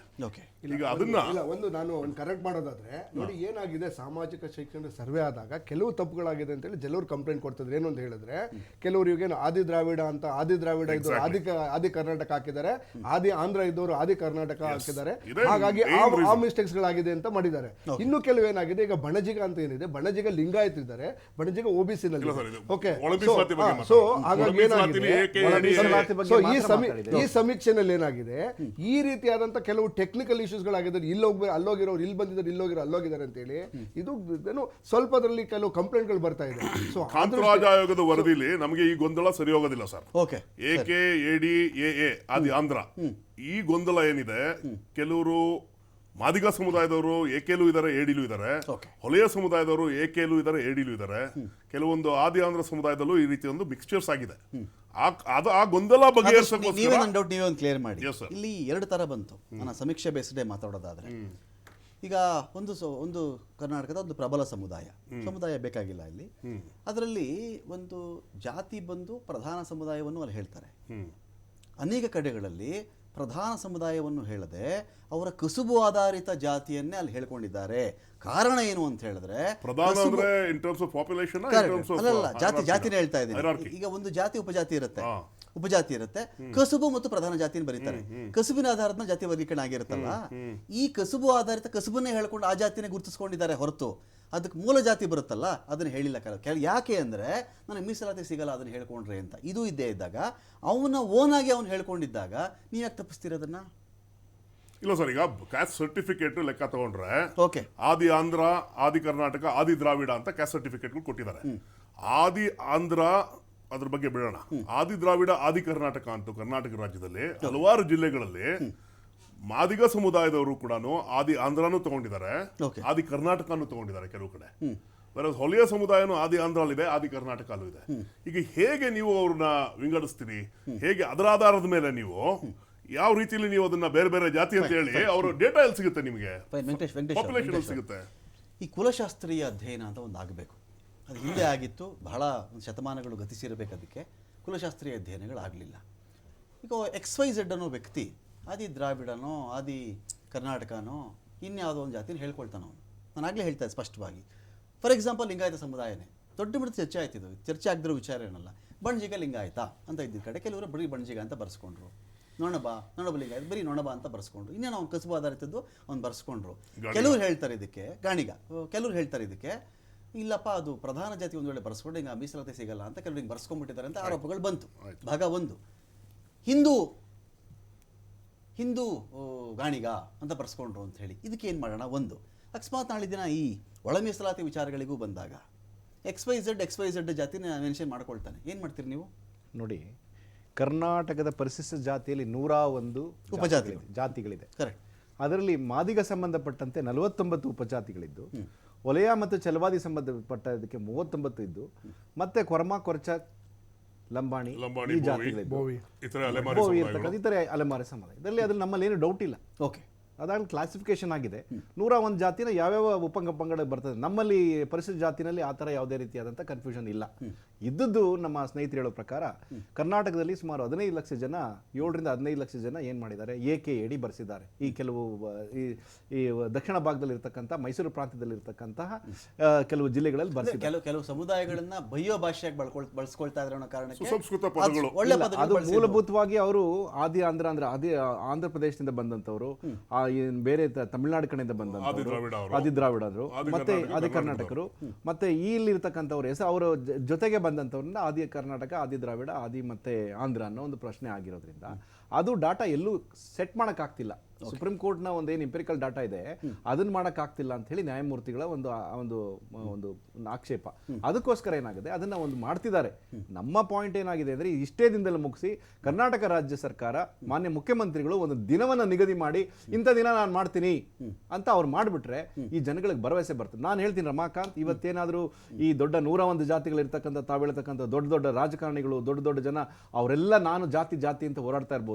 ಇವತ್ತು ನಮ್ಮ ಗ್ರಾಮಾಂತರ ಪ್ರದೇಶದಲ್ಲಿ ಬಂದರೆ ವಲಯ, ಮಾದಿಗ, ಕೊರ್ಮ, ಕೊರ್ಚ ಎಲ್ಲ ಅವ್ರ ಅಣ್ಣ ತಮ್ಮಂತ ಇದ್ದಾರೆ. ಅವ್ರಿಗೆ ಇದಕ್ಕೆ ಈ ಸಂಬಂಧನೇ ಇಲ್ಲ ಅವ್ರಿಗೆ. ಇವತ್ತು ನಾನೊಂದು ಕೊರ್ಮ, ಕೊರ್ಚ ನಮ್ಮ ಸದಾಶಿವ ಆಯೋಗದ ಓದಂಥ ಸಂದರ್ಭದಲ್ಲಿ ನಾನು ಆ ವರದಿನ ಓದ್ತಾ ಇದ್ದೆ, ಲೀಕ್ ಆಗಿರ್ತಕ್ಕಂಥ ವರದಿ ಓದ್ತಾ ಇದ್ದೆ. ಅವರು ಇದನ್ನ ಪ್ರಶ್ನೆ ಮಾಡಕ್ ಹೋದ ಸಂದರ್ಭದಲ್ಲಿ ಕೊರ್ಮ, ಕೊರ್ಚ ಜನಾಂಗದವ್ರು ಏನ್ ಕೇಳ್ತಾರೆ ಗೊತ್ತಾ, ಅರ್ಜಿ ಕೊಡ್ತಾರೆ ಬಂದು. ಪಾಪ ಎಷ್ಟು ಮುಗ್ದಿರಿದಾರೆ ನೋಡಿ. ನಮ್ಗೆ ಬುಟ್ಟಿ ಎಣಿತಾ ಇದೀವಿ, ಹೆಚ್ಚೆಚ್ಚು ಬಿದಿರು ಒದಗಿಸಿ, ನಮ್ಗೆ ಸಬ್ಸಿಡಿ ದರದಲ್ಲಿ ಕೊಡಿ, ನಮ್ಗೆ ರೇಷನ್ ಕಾರ್ಡ್ ಕೊಡಿ ಅಂತ ಹೇಳಿ ಮುಗ್ಧ ಜನ ಕೊರ್ಮ ಕೊರ್ಚ ಜನ ಚಿತ್ರದುರ್ಗದಲ್ಲಿ ಇರ್ತಕ್ಕಂಥ ಈ ಜನಾಂಗ ನಮ್ಗೊಂದು ಬುಟ್ಟಿ ಎಣಿಯಕ್ಕೆ ಅವಕಾಶ ಮಾಡ್ಕೊಡಿ ಅಂತ ಕೇಳ್ತಾರೆ. ನಾವು ಹೋಗ್ತಾ ಇರೋದೇನಕ್ಕೆ, ನಾವೇನ್ ಕೇಳ್ತಾ ಇದೀವಿ, ನಿಮ್ಗೆ ಸಾಂವಿಧಾನಿಕವಾಗಿ ನಿಮ್ಮನ್ನ ಮೋಸ ಮಾಡಿ ಬೇಲ್ವರ್ಗದ ಜನ ತಿಂದ್ಬಿಟ್ಟಿದ್ದಾರೆ, ನಿಮಗೆ ಫೆಸಿಲಿಟಿ ಕೊಡಕ್ ಬರ್ತಾ ಇದೀವಿ ಅಂತ ಹೇಳಿದ್ರೆ ಆ ಜನ ಬರ್ತಾರೆ. ಇವತ್ತು ಎಲ್ಲ ಜಾತಿಯ ಪರಿಶಿಷ್ಟ ಜಾತಿಯಲ್ಲಿರ್ತಕ್ಕಂಥ ಮಾದಿಗರು, ಒಲೆಯರು, ಕೊರ್ಮ, ಕೊರ್ಚ, ಇಲ್ಲಿರ್ತಕ್ಕಂಥ ಬುಡಕಟ್ಟವರು ಎಲ್ಲ ಕೂಡ ಅಣ್ಣ ತಮ್ಮಂದಿರ ಬದುಕ್ತಿದ್ದಾರೆ. ಇಲ್ಲಿರ್ತಕ್ಕಂಥ ರಾಜಕಾರಣಿಗಳು, ಅಧಿಕಾರಿಗಳು ಈ ಸೌಲಭ್ಯವನ್ನು ಪಡೆದು, ಸಾಂವಿಧಾನಿಕ ಸೌಲಭ್ಯವನ್ನು ಪಡೆದು ಏನು ಚೆನ್ನಾಗಿದ್ದಾರೆ, ಅವರು ಈ ಜನಾಂಗವನ್ನ ಯಾವಾಗಲೂ ಬೇರೆ 101 ಜನಾಂಗ ಬೇರೆ ಇರ್ತಾರೆ. ಅಲ್ಲ, ಯಾರ ಪಕ್ಷ, ನಾನು ಪಕ್ಷ ಹೇಳೋದಿಲ್ಲ ಇಲ್ಲಿ. ಇದು ನಾವು ಮಾತಾಡ್ತಾ ಇರ್ತಕ್ಕಂಥದ್ದು ಇವತ್ತು ಸಮುದಾಯ, ಅತ್ಯಂತ ಹಿಂದುಳಿದಿರ್ತಕ್ಕಂಥ ಒಂದು ಸಮುದಾಯದ ಬಗ್ಗೆ ನಾವು ಮಾತಾಡ್ತಾ ಇದ್ದೀವಿ. ಅದಕ್ಕೋಸ್ಕರ ನಾನು ಹೇಳ್ತಾ ಇದ್ದೀನಿ. ನಿಮ್ಗೊಂದು ಫಿಯರ್ ಇದೆಯಾ, ಒಂದೊಂದು ಪಾರ್ಟಿಯಾಗಿ ಹೇಳಿ, ಈ ಒಂದು ಸಮೀಕ್ಷೆ ಏನಾದರೂ ಆಚೆ ಬಂದು ಒಳ ಮೀಸಲಾತಿ ಜಾರಿ ಆಗಿಬಿಟ್ರೆ, ಅದರಲ್ಲಿ ಎಡಗೈ ಸಮುದಾಯದವ್ರಿಗೂ ಪಕ್ಷದ ಕಡೆಯಿಂದ, ವರದಿ ಕಡೆಯಿಂದ ಸಿಕ್ಕಿಬಿಟ್ರೆ ನಿಮ್ಮ ಪಾರ್ಟಿಯಿಂದ ಅವ್ರು ಜಾರ್ಕೊಳ್ತಾರೆ ಅನ್ನೋ ಭಯ ಏನಾದರೂ ಇದೆಯಾ ನಿಮಗೆ? ಈ ಒಂದು ಹೋರಾಟವನ್ನು ಹುಟ್ಟಾಕಿದವರೇ ಮಾದಿಗ, ಆಂಧ್ರದಲ್ಲಿ ಇರುವಂಥ ಮಾದಿಗ ಸಮುದಾಯದವರು. ಈ ಕರ್ನಾಟಕದಲ್ಲಿ 35 ವರ್ಷಗಳಿಂದ ಸುಮಾರು ಹೋರಾಟಗಳನ್ನು ಮಾಡಿ, ಪ್ರಾಣತ್ಯಾಗವನ್ನು ಮಾಡಿ ಆ ಒಂದು ಹೋರಾಟ ಆಗಬೇಕು ಅಂತ ಮಾಡ್ತಾ ಇರ್ತಕ್ಕಂಥ ಇವರು. ಆದರೆ ತಳಸ್ಥದಲ್ಲಿರ್ತಕ್ಕಂಥ ಯಾವುದೇ ನಮ್ಮ ಬೇರೆ ಜಾತಿಯ ದಲಿತರಿಗೆ ಅದ್ರ ಬಗ್ಗೆ ಇದಿಲ್ಲ. ಇರ್ತಕ್ಕಂಥದ್ದು ರಾಜಕಾರಣಿಗಳಿಗೆ ಮತ್ತೆ ಕೆಲವು ಬಲಾಢ್ಯರಿಗೆ ಮಾತ್ರ ಇದಾಗಬಾರ್ದು ಅನ್ನೋ ಒಂದು ಇದೆ ಬಿಟ್ರೆ ತಳಮಟ್ಟದಲ್ಲಿ ಇರೋರಿಗೆ ಏನೂ ಆಗಿಲ್ಲ. ಅದನ್ನೇ ಅರುಣ್ ಮಿಶ್ರಾ ಅವರು ಹೇಳಿದ್ರು, ಬಲಾಢ್ಯರಿಗೆ ಒಂದು ಕಡೆ ಒಂದು ಹಣ್ಣನ್ನು ತಂದಿಟ್ರೆ ಬಲಾಢ್ಯರೆಲ್ಲ ಬಂದು ತಿಂದ್ಬಿಡ್ತಾರೆ, ಆ ಸಬಲರು ಇಲ್ದಿರೋರು ಎಲ್ಲಿ ಹೋಗ್ತಾರೆ, ಅದಕ್ಕೋಸ್ಕರ ದಯವಿಟ್ಟು ಅವ್ರಿಗೆ ರಿಸರ್ವೇಷನ್ ಕೊಡಿ ಅಂತಂದ್ರು. ಅದನ್ನೇ ಸುಪ್ರೀಂ ಕೋರ್ಟ್ 7ನೇ ಪೀಠ ಹೇಳ್ತು, ಹೌದು ಇವರಿಗೆ ಡಿಸರ್ವಿಂಗ್ ಇದೆ, ಸಂವಿಧಾನದ 341 ಅನುಚ್ಛೇದನ ಬದಲಾವಣೆ ಮಾಡೋ ಅವಶ್ಯಕತೆ ಇಲ್ಲ, ರಾಜ್ಯಗಳಿಗೆ ಸರ್ವಾಧಿಕಾರ ಇದೆ, ದಯವಿಟ್ಟು ಅದನ್ನ ಮಾಡಿ ಮಾಡಿ ಅಂತಂದ್ರು. ಅವ್ರು ಆದೇಶ ಕೊಟ್ಟ ಮೇಲೆ ಕೂಡ ಕಾಂಗ್ರೆಸ್ ಪಕ್ಷದವರು ಇನ್ನೂ ಮೊದಲನೇ ಸಂಪುಟದಲ್ಲಿ ಮಾಡ್ತಿದ್ದವರು ಕೂಡ 2 ವರ್ಷ ಆಯ್ತು ಇನ್ನು ಮಾಡ್ತಾನೆ ಇದ್ದಾರೆ. ಅವರು ನಾನಿವತ್ತು ತಮ್ಮ ಮಾಧ್ಯಮದ ಮೂಲಕ ನಮ್ಮ ಮುಖ್ಯಮಂತ್ರಿಗಳಿಗೆ ಮತ್ತೆ ನಮ್ಮ ಡೇಟ್ ಫಿಕ್ಸ್ ಮಾಡ್ಬಿಡ್ಲಿ, ಆದರ್ಶ ಡೇಟ್ ಫಿಕ್ಸ್ ಮಾಡಿ ನಾವು ಜಾರಿ ಮಾಡ್ತೀವಿ ಅಂತ ಹೇಳ್ಬಿಡ್ಲಿ. ಈಗ ಮೊದಲನೇ ಕ್ಯಾಬಿನೆಟ್ ಅಲ್ಲೇ ಮಾಡ್ತೀನಿ ಅಂತ ಹೇಳಬೇಕಾದಾಗ ನೀವು ಹಾಗಾದ್ರೆ ಅದಕ್ಕೆಲ್ಲದಕ್ಕೂ ಕೂಡ ಆಧಾರವಾಗಿ ಇಟ್ಕೊಂಡಿದ್ದು ನಾಗಮೋಹನ್ ದಾಸ್ ಅವರ ಕಮಿಟಿ ವರದಿಯನ್ನ ಅಥವಾ ಸದಾಶಿವ ಆಯೋಗದ ವರದಿ ಇಟ್ಕೊಂಡಿದ್ರ? ಯಾವ ವರದಿ ಆಧಾರದ ಮೇಲೆ ಇದನ್ನ ಜಾರಿ ಮಾಡಬೇಕು? ಸದಾಶಿವ ಇದು ಆಯೋಗದ ವರದಿ ಆಕ್ಚುಲಿ ಹಳೇದಿದ್ದರಿಂದ ಸೊ ನಾಗಮೋಹನ್ ದಾಸ್ ವರದಿನೇ ನಾವು ಆಧಾರವಾಗಿ ಇಟ್ಕೊಂಡಿದ್ದೀವಿ. ಇತ್ತೀಚಿನ ಅಂತ ಹೇಳಿ. ಬಟ್ ಏನಾಯ್ತು, ನಾವು ಅದನ್ನ ಇಮಿಡಿಯೇಟ್ ಆಗಿ ನಾವು ಫಸ್ಟ್ ಕ್ಯಾಬಿನೆಟ್ ಅಲ್ಲಿ ಯಾಕೆ ಮಾಡ್ತೀವಿ ಅಂತ ಹೇಳಿದ್ವಿ ಅಂದ್ರೆ ಈ ಡೇಟಾ ಆಲ್ರೆಡಿ ಇದೆ, ನಮ್ಮ ಸರ್ಕಾರ ಬಂದ ನಂತರ ಇದು ಇಂಪ್ಲಿಮೆಂಟ್ ಮಾಡಬಹುದು ಅಂತ ಹೇಳಿ. ಬಟ್ ಸುಪ್ರೀಂ ಕೋರ್ಟ್ 2024 ಜಡ್ಜ್ಮೆಂಟ್ ಅಲ್ಲಿ ಏನ್ ಹೇಳ್ತು ಅಂತಂದ್ರೆ ಎಂಬ್ರಿಕಲ್ ಡೇಟಾ ಮ್ಯಾಂಡೇಟರಿ ಮಸ್ಟ್ ಮಾಡಬೇಕು ಅಂತ ಹೇಳಿ. ಅಂದ್ರೆ ಯಾವುದೇ ಒಂದು ಸರ್ವೆಯನ್ನ ಹೊಸದಾಗಿ ಏನು ಸೈಂಟಿಫಿಕ್ ಆಗಿ ನೀವು ಮಾಡಬೇಕು ಅಂತ ಹೇಳಿ ಯಾವಾಗ ಆರ್ಡರ್ ಕೊಡ್ತೋ ಅವಾಗ ನಾಗಮೋಹನ್ ದಾಸ್ ವರದಿಯನ್ನು ನಾವೇನು ರಿಪೋರ್ಟ್ ರೆಡಿ ಮಾಡಿದ್ವಿ, ಆ ಡೇಟಾ ಕಲೆಕ್ಷನ್ ಇತ್ತು, ಆ ಡೇಟಾವನ್ನ ನಾವು ಕನ್ಸಿಡರ್ ಮಾಡೋಕ್ಕಾಗಲ್ಲ, ಹೊಸದಾಗಿ ಮಾಡಬೇಕು ಅಂತ ಬಂದಾಗ ಹೊಸ ಸಂದಿಗ್ಧ ಪರಿಸ್ಥಿತಿ ಬಂದಿದ್ದರಿಂದ ವಿ ಹ್ಯಾವ್ ಸ್ಟಾರ್ಟೆಡ್ ದಿಸ್ ಇದನ್ನ ಮಾಡಿ ಒಂದು ಆದಷ್ಟು ಬೇಗ ನೀವು ಕೊಡಿ ಅಂತ ಹೇಳಿ ಸರ್ವೆ ಸ್ಟಾರ್ಟ್ ಮಾಡಿದ್ದೇವೆ. ಅಂದ್ರೆ ನಮ್ಮ ಸರ್ಕಾರಕ್ಕೂ ಕೆಲವು ರಿಸ್ಟ್ರಿಕ್ಷನ್ಗಳು ಇರ್ತದೆ. ಯಾವ ರೀತಿ ಅಂತ ಹೇಳಿದ್ರೆ, ಈಗ ಸುಪ್ರೀಂ ಕೋರ್ಟ್ ಆರ್ಡರ್ ಆದ ನಂತರ ಅದು ಸಾಧಕ ಬಾಧಕಗಳನ್ನ ಸ್ಟಡಿ ಮಾಡಬೇಕಾಗ್ತದೆ. ಈಗ ಸುಪ್ರೀಂ ಕೋರ್ಟ್ ಆರ್ಡರ್ ನಾಳೆ ಬಂತು ಅಂತ ಹೇಳಿ ನಾಳೆ ರಾಜ್ಯ ಸರ್ಕಾರ ಏಕಾಏಕಿ ಮಾಡೋಕ್ಕಾಗೋದಿಲ್ಲ. ಯಾಕೆಂದ್ರೆ ನಮ್ಮ ಉದ್ದೇಶ ಏನು ಅಂತಂದ್ರೆ ಹೇಗೆ ಒಬ್ರಿಗೆ ನಿರಪರಾಧಿಗೆ ತೊಂದರೆ ಆಗಬಾರ್ದು, ಅನ್ಯಾಯ ಆಗಬಾರ್ದು ಅಂತ ಹೇಳ್ತೀವೋ, ಯಾರು ಅನ್ಯಾಯದಲ್ಲಿದ್ದಾರೆ ಅಥವಾ ಯಾರು ಇದರಲ್ಲಿದ್ದಾರೆ ಏನು ಪ್ರಿವಿಲೇಜ್ಡ್ ಇದರಲ್ಲಿದ್ದಾರೆ ಅವರನ್ನ ಸ್ಥಿತಿಗತಿಯನ್ನ ಆಧರಿಸಿ ಮತ್ತೆ ನಾವು ಕೊಡಬೇಕು ಅಂತ ಹೇಳಿ ನಾವು ಶುರು ಮಾಡಿದ್ದೇವೆ. ಇದು ಕಾಂಗ್ರೆಸ್ ಸರ್ಕಾರದ ಕಮಿಟ್ಮೆಂಟ್. ನಾವು ಆಲ್ರೆಡಿ ಆಂಧ್ರದಲ್ಲಿ ತೆಲಂಗಾಣದಲ್ಲಿ ಇಂಪ್ಲಿಮೆಂಟ್ ಮಾಡಿದ್ದೇವೆ. ನಮ್ಮದೇ ಸರ್ಕಾರ, ರೇವಂತ್ ರೆಡ್ಡಿ ಸರ್ಕಾರ ಇಂಪ್ಲಿಮೆಂಟ್ ಮಾಡಿದ್ದೇವೆ. ಒಂದು ವಿಷಯ ಕೇಳ್ತೀನಿ ನಾನು, ನನಗೆ ಆದರ್ಶ ಕೇಳ್ತೀನಿ. ಸಮೀಕ್ಷಾ ಕೈಪಿಡಿ 2025 ಇದರ ಹೆಸರು. ಒಳ ಮೀಸಲಾತಿ ಜಾತಿ ಗಣತಿ ಅಲ್ಲ. ನಾನು ಬಳಸ್ತಿರೋ ಶಬ್ದನ ಕರೆಕ್ಟಾಗಿ ಕೇಳಿಸ್ಕೊಳ್ಳಿ. ಆಯೋಗದ ಕರೆಕ್ಟ್ ಇಲ್ಲೇ ಇದೆ ನೋಡಿ, ಕೇಳಿಸ್ಕೊಳ್ಳಿ. ಸಮಗ್ರ ಸಮೀಕ್ಷೆ 2025, ಸಮೀಕ್ಷಾ ಕೈಪಿಡಿ 2025. ಕರೆಕ್ಟಾಗಿ ಪ್ರೊನೌನ್ಸ್ ಮಾಡಿದ್ದೀನಲ್ಲ ನಾನು. ನನ್ನ ಪಾಯಿಂಟ್ ಇಲ್ಲಿ ಜಾತಿ ಗಣತಿ ಮಾಡಿದಾಗ ಗಣತಿ ಅದು ಕೌಂಟ್, ಸಮೀಕ್ಷೆ ಅನ್ನೋದು ಸ್ಯಾಂಪಲ್ ಸೈಜ್ ಆಧಾರದ ಮೇಲೆ ಮಾಡ್ತಕ್ಕಂಥ ಸಮೀಕ್ಷೆ ಅಂದ್ರೆ ಸರ್ವೆ. ಸರಿ, ಗಣತಿ ಅಂದ್ರೆ ಸೆನ್ಸಸ್. ಸೆನ್ಸಸ್ ಕೇಂದ್ರ ಸರ್ಕಾರ ಮಾತ್ರ ಮಾಡಕ್ ಸಾಧ್ಯ, ಕರೆಕ್ಟ್ ಅಲ್ವಾ? ಯಾವ ಆಯೋಗನೂ ಮಾಡಕ್ಕಾಗಲ್ಲ. ಆಯ್ತು, ಈ ಸಮೀಕ್ಷೆ ಮಾಡ್ತೀರಾ ನೀವು, ಇಲ್ಲಿ ಗಣತಿ ಮಾಡ್ತೀರಾ ಅಂತ ಬಂದಾಗ ಗಣತಿ ನಿಮ್ ಕೈಲಿ ಮಾಡಕ್ಕಾಗಲ್ಲ, ಮಾಡಬಾರದು ನೀವು. ಹೌದು. ಸೊ ಹೀಗಿದ್ದಾಗ ಈ ಸಮೀಕ್ಷೆ ಇದೊಂಥರ ಭಾಗಶಃನ, ಈಗ ಎಲೆಕ್ಷನ್ ಮತದಾನೋತ್ತರ ಸಮೀಕ್ಷೆ, ಮತಗಟ್ಟೆ ಸಮೀಕ್ಷೆ ಅಂತ ಮಾಡ್ತೀವಿ. 1.5 ಲಕ್ಷ ಜನ ವೋಟ್ ಹಾಕಿರ್ತಾರೆ. ಸ್ಯಾಂಪಲ್ ಸೈಜಲ್ಲಿ 2,000 ಜನ, 3,000 ಜನ, 4,000 ಜನ. ಯಾವ್ದಕ್ಕಪ್ಪ ವೋಟ್ ಹಾಕ್ತೀವಿ ಅಂದ್ರೆ ಆಯ್ತಪ್ಪ. ಈ ಸರ್ವೆ ಕೂಡ ಬಹಳ ಡೀಟೇಲ್ಡ್ ಆಗಿ ಡೋರ್ ಟು ಡೋರ್ ಸರ್ವೆ ಮಾಡ್ತೀವಿ ಅಂತಾನೆ ಅವ್ರು ಆಶ್ವಾಸನೆ. ಆದಷ್ಟು ಹೇಳಿ, ಇದನ್ನ ಹೇಳಿ ನನಗೀಗ. ಸಮೀಕ್ಷೆನ ಗಣತಿನ ಇದು ಸಮೀಕ್ಷೆ ಅಕ್ಯುರೇಟ್ ಇದು. ಈಗ ಮೆಜಾರಿಟಿ ಒಂದು ಪ್ರಶ್ನೆ ಕೇಳ್ತೀನಿ ನಾನು.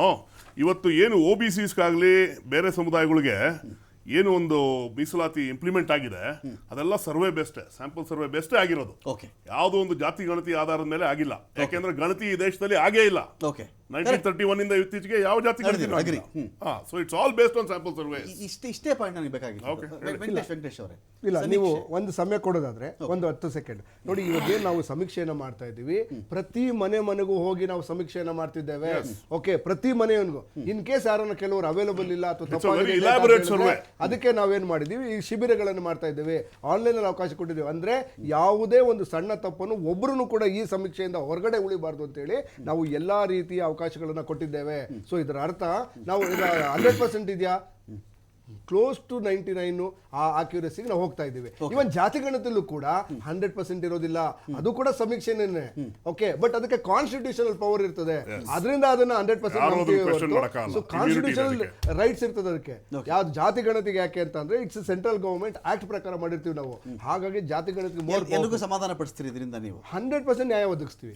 ದೇಶದಲ್ಲಿ ಎಷ್ಟೋ ಗಣತಿಗಳು ನಡೆದಿದೆ, ಎಷ್ಟೋ ಸಮೀಕ್ಷೆಗಳು ನಡೆದಿದೆ, ಎಲ್ಲರೂ ತೃಪ್ತಿಪಡಿಸಕ್ಕಾಗಿಲ್ಲ. ಅಲ್ಲ, ಯಾರನ್ನು ತೃಪ್ತಿಪಡಿಸೋಕ್ಕಾಗೋದಿಲ್ಲ. ಕೆಲವು ಟೈಮು ಹಂಚ್ಬೇಕಾಗ್ತದೆ. ಒಂದು ಹಣ್ಣನ್ನ ಮಿತ್ರರು ಹೇಳ್ತಾರೆ, ಒಂದು ಹಣ್ಣನ್ನ ಮನೇಲಿ 2 ಮಕ್ಕಳಿದ್ದಾರೆ, 3 ಜನ ಇದ್ದಾರೆ ಅಂತಂದ್ರೆ ಒಂದು ಕಟ್ ಮಾಡ್ಬೇಕಾದ್ರೆ ಒಬ್ರು ದೊಡ್ಡದೋಗ್ಬಿಡ್ತದೆ. ಅವಾಗ ಇಲ್ಲಪ್ಪ ಇನ್ನೊಂದು ನೆಕ್ಸ್ಟ್ ಹಣ್ಣು ಕೂಡ ಕೊಡ್ತೀನಿ ಅಂತ ಹೇಳಿ. ಸರ್, ಈಗ ಎಲ್ಲರೂ ಸಮಾಧಾನ ಪಡಿಸಕ್ಕಾಗಲ್ಲ. ಸರಿ, ಈ ಸಮೀಕ್ಷೆ ಬಂದಾಗ ನೀವೇನಾದ್ರು ಪ್ರಶ್ನೆ ಕೇಳೋದಿದ್ರೆ, ನಾಳೆ ದಿನ ಜಾರಿ ಆಗುತ್ತೆ, 90 ದಿನ ಆಯಿತು, ಒಂದು ತಿಂಗಳು ಮಾಡಿದ್ರು ಎಲ್ಲ ಆದಮೇಲೆ ನೀವು ಪ್ರಶ್ನೆ ರೈಸ್ ಮಾಡೋದಕ್ಕಿಂತ ಇವತ್ತಿಗೆ ನಿಮ್ಮ ಡೌಟ್ಸ್ ಏನಾದರೂ ಇದ್ರೆ ಕ್ಲಾರಿಟಿ ತೊಗೊಂಬಿಡಿ ಅಂತ. ಕಾಂಗ್ರೆಸ್ ಸರ್ಕಾರಕ್ಕೆ ಈ ಒಂದು 101 ದಲಿತ ಸಮುದಾಯಗಳಿಗೆ ಸಮಾನವಾದಂಥ ಪಾಲು ಸಮಬಾಳು ಸಿಗಬೇಕು ಅಂತ ಏನಾದರೂ ಆಸೆ ಇದ್ದರೆ ಅವರ ಮುಖ್ಯಮಂತ್ರಿಗಳು ಈ ಸಮೀಕ್ಷೆ ಆಗೋದಕ್ಕಿಂತ ಮೊದಲೇ ಒಂದು ದಿನಾಂಕನ ಮಾಡಲಿ. ಈ ಸಮೀಕ್ಷೆ ಬಂದ ಇಷ್ಟು ದಿನದಲ್ಲಿ ನಾನು ಈ ಮೀಸಲಾತಿನ ಜಾರಿ ಮಾಡ್ತೀನಿ ಅಂತ ಹೇಳೋ ಒಂದು ದೊಡ್ಡ ಡೆಡ್ಲೈನ್ ಕೊಟ್ಟು ಹರಿಬರಿ ಮಾಡೋ ಕೆಲಸ ಅಲ್ಲ. ಅವಾಗ ನಾವು ಅವ್ರನ್ನ ಸಾವಿರಾರು ಜನದ್ದು, ಲಕ್ಷಾಂತರ ಜನದ್ದು ಇವ್ರಿಗೆ ಜೀವನದ ಯಾವುದೇ ಪ್ರಶ್ನೆ ಬದ್ಧತೆ ಇಲ್ಲ. Okay. ಪ್ರತಿ ಹಂತದಲ್ಲೂ ಕೂಡ ಡಿಲೇ ಮಾಡ್ಕೊಂಡು ಬಂದಿದ್ದಾರೆ. ಪ್ರತಿ ಹಂತದಲ್ಲಿ ಒಂದೊಂದು ಕಾರಣಗಳನ್ನು ಹುಡ್ಕೊಂಡು ಬಂದಿದ್ದಾರೆ. ಕಾಂಗ್ರೆಸ್ನವರು ಒಳ ಮೀಸಲಾತಿಯನ್ನು ಮಾಡಕ್ ಆಗೋದಿಲ್ಲ, ಅವ್ರು ಮಾಡೋದಿಲ್ಲ. 11 ವರ್ಷ ಕೇಂದ್ರ ಸರ್ಕಾರ ಇದ್ರ ಬಗ್ಗೆ ಮಾತಾಡದೇ ಇದ್ದವ್ರು ಸಡನ್ ಆಗಿ ಬಂದಿದ್ದಾರೆ ಅಂದ್ರೆ ಇವಾಗ ನಮಗೆ ಬುದ್ಧಿ ಹೇಳಕ್ ಬರ್ತಾ ಇದ್ದಾರೆ. ರಾಜಕೀಯ ಬೇಡ, Okay, ರಾಜಕೀಯ ಮಾಡ್ತಾ ಇಲ್ಲ. ಒಂದು ಮಾತು ಹೇಳಿ, ನಾನು ಇಂಥ ದಿವಸ ಮಾಡ್ತೀನಿ ಅಂತ ಮಾನ್ಯ ಮುಖ್ಯಮಂತ್ರಿಗಳು ಘೋಷಣೆ 6 ಮಾಡಿ ತಿಂಗಳಾದ್ರೂ ಚಿಂತೆ ಇಲ್ಲ, ಅವ್ರು 1 ಹೇಳಿ, ವರ್ಷ ಚಿಂತೆ ಒಂದು ಇಲ್ಲ. ಡೇಟ್ ಕೊಡ್ಲಿ ಅವ್ರು. ಆ ಡೇಟ್ ಕೊಡಬೇಕು ಡೇಟ್ ಅಷ್ಟೇ. ಕೊಡ್ಲಿ ಅವ್ರು. ನಾನು ಮಾಡ್ತೀನಿ. ನಾವು 100% ಪ್ರತಿ ಸಾರಿ ಇವರು ಮಾಡೇ ಏನಾದ್ರು ಒಂದು ಮಾಡ್ತೇವೆ. ಮಾಡಿ ಮುಂದೆ ಹಾಕೊಂಡು ಹೋಗ್ತಾರೆ ಹೊರತು Okay. ಇವ್ರಿಗೆ ಬದ್ಧತೆ ಇಲ್ಲ. ತೆಲಂಗಾಣದಲ್ಲಿ ಮಾಡಿದ್ದೀವಿ, ಬದ್ಧತೆ ಇಲ್ಲ. ತೆಲಂಗಾಣದಲ್ಲಿ Thank you, thank you. ಕರ್ನಾಟಕದಲ್ಲಿ ಮಾಡೇ ಮಾಡ್ತೇವೆ. ಈ ಆಯೋಗ ರಚನೆ ಮಾಡಬೇಕಾದ್ರೆ ಟರ್ಮ್ಸ್ ಆಫ್ ರೆಫರೆನ್ಸ್ ಅಲ್ಲಿ 2011 ಜನಗಣತಿ ಬಳಸಿ ಮಾಡಿ ಅಂತಾನೆ ಯಾವುದೇ ಹೇಳಿದ್ರು. ಬದ್ಧತೆ ಇಲ್ಲ. ಅದಕ್ಕೆ ಎಷ್ಟು ಟೈಮ್ ಬೇಕು ಬದ್ಧತೆ ಇಲ್ಲ. ಅಷ್ಟು ನಾವು thank you Adarsh, time thank you ತಗೊಳ್ತಿರ್ಲಿಲ್ಲ ಥ್ಯಾಂಕ್ ಯು ಅವ್ರು. Adarsh, thank you Raghu, thank you Venkatesh ಡಿಬೇಟಲ್ಲಿ ಪಾಲ್ಗೊಂಡು ಮಾತಾಡಿದ್ರಿ. ಇದರೊಂದು ಆಶಯ ಇದೆಯಲ್ಲ, ಆಶಯ ಒಳ್ಳೆಯ ಆಶಯನೇ. ಅನೇಕ ಸಮುದಾಯಗಳಿಗೆ ಏನೂ ಸಿಕ್ಕಿಲ್ಲ, ಸಿಗಬೇಕು, ಕೆಲವರೇ ಅದನ್ನು ಬಳಸ್ತಾ ಇದ್ದಾರೆ ಅನ್ನೋ ಒಂದು ಅಸಹನೆಯೂ ಇರುತ್ತೆ, ಅಸಹಾಯಕತೆಯೂ ಇರುತ್ತೆ. ಅದೆಲ್ಲ ಆದಷ್ಟು ಬೇಗ ಈಡೇರಲಿ ಅಂತ ಹೇಳ್ತಾ ಡಿಬೇಟ್ ಮುಗಿಸ್ತಾ ಇದ್ದೀನಿ.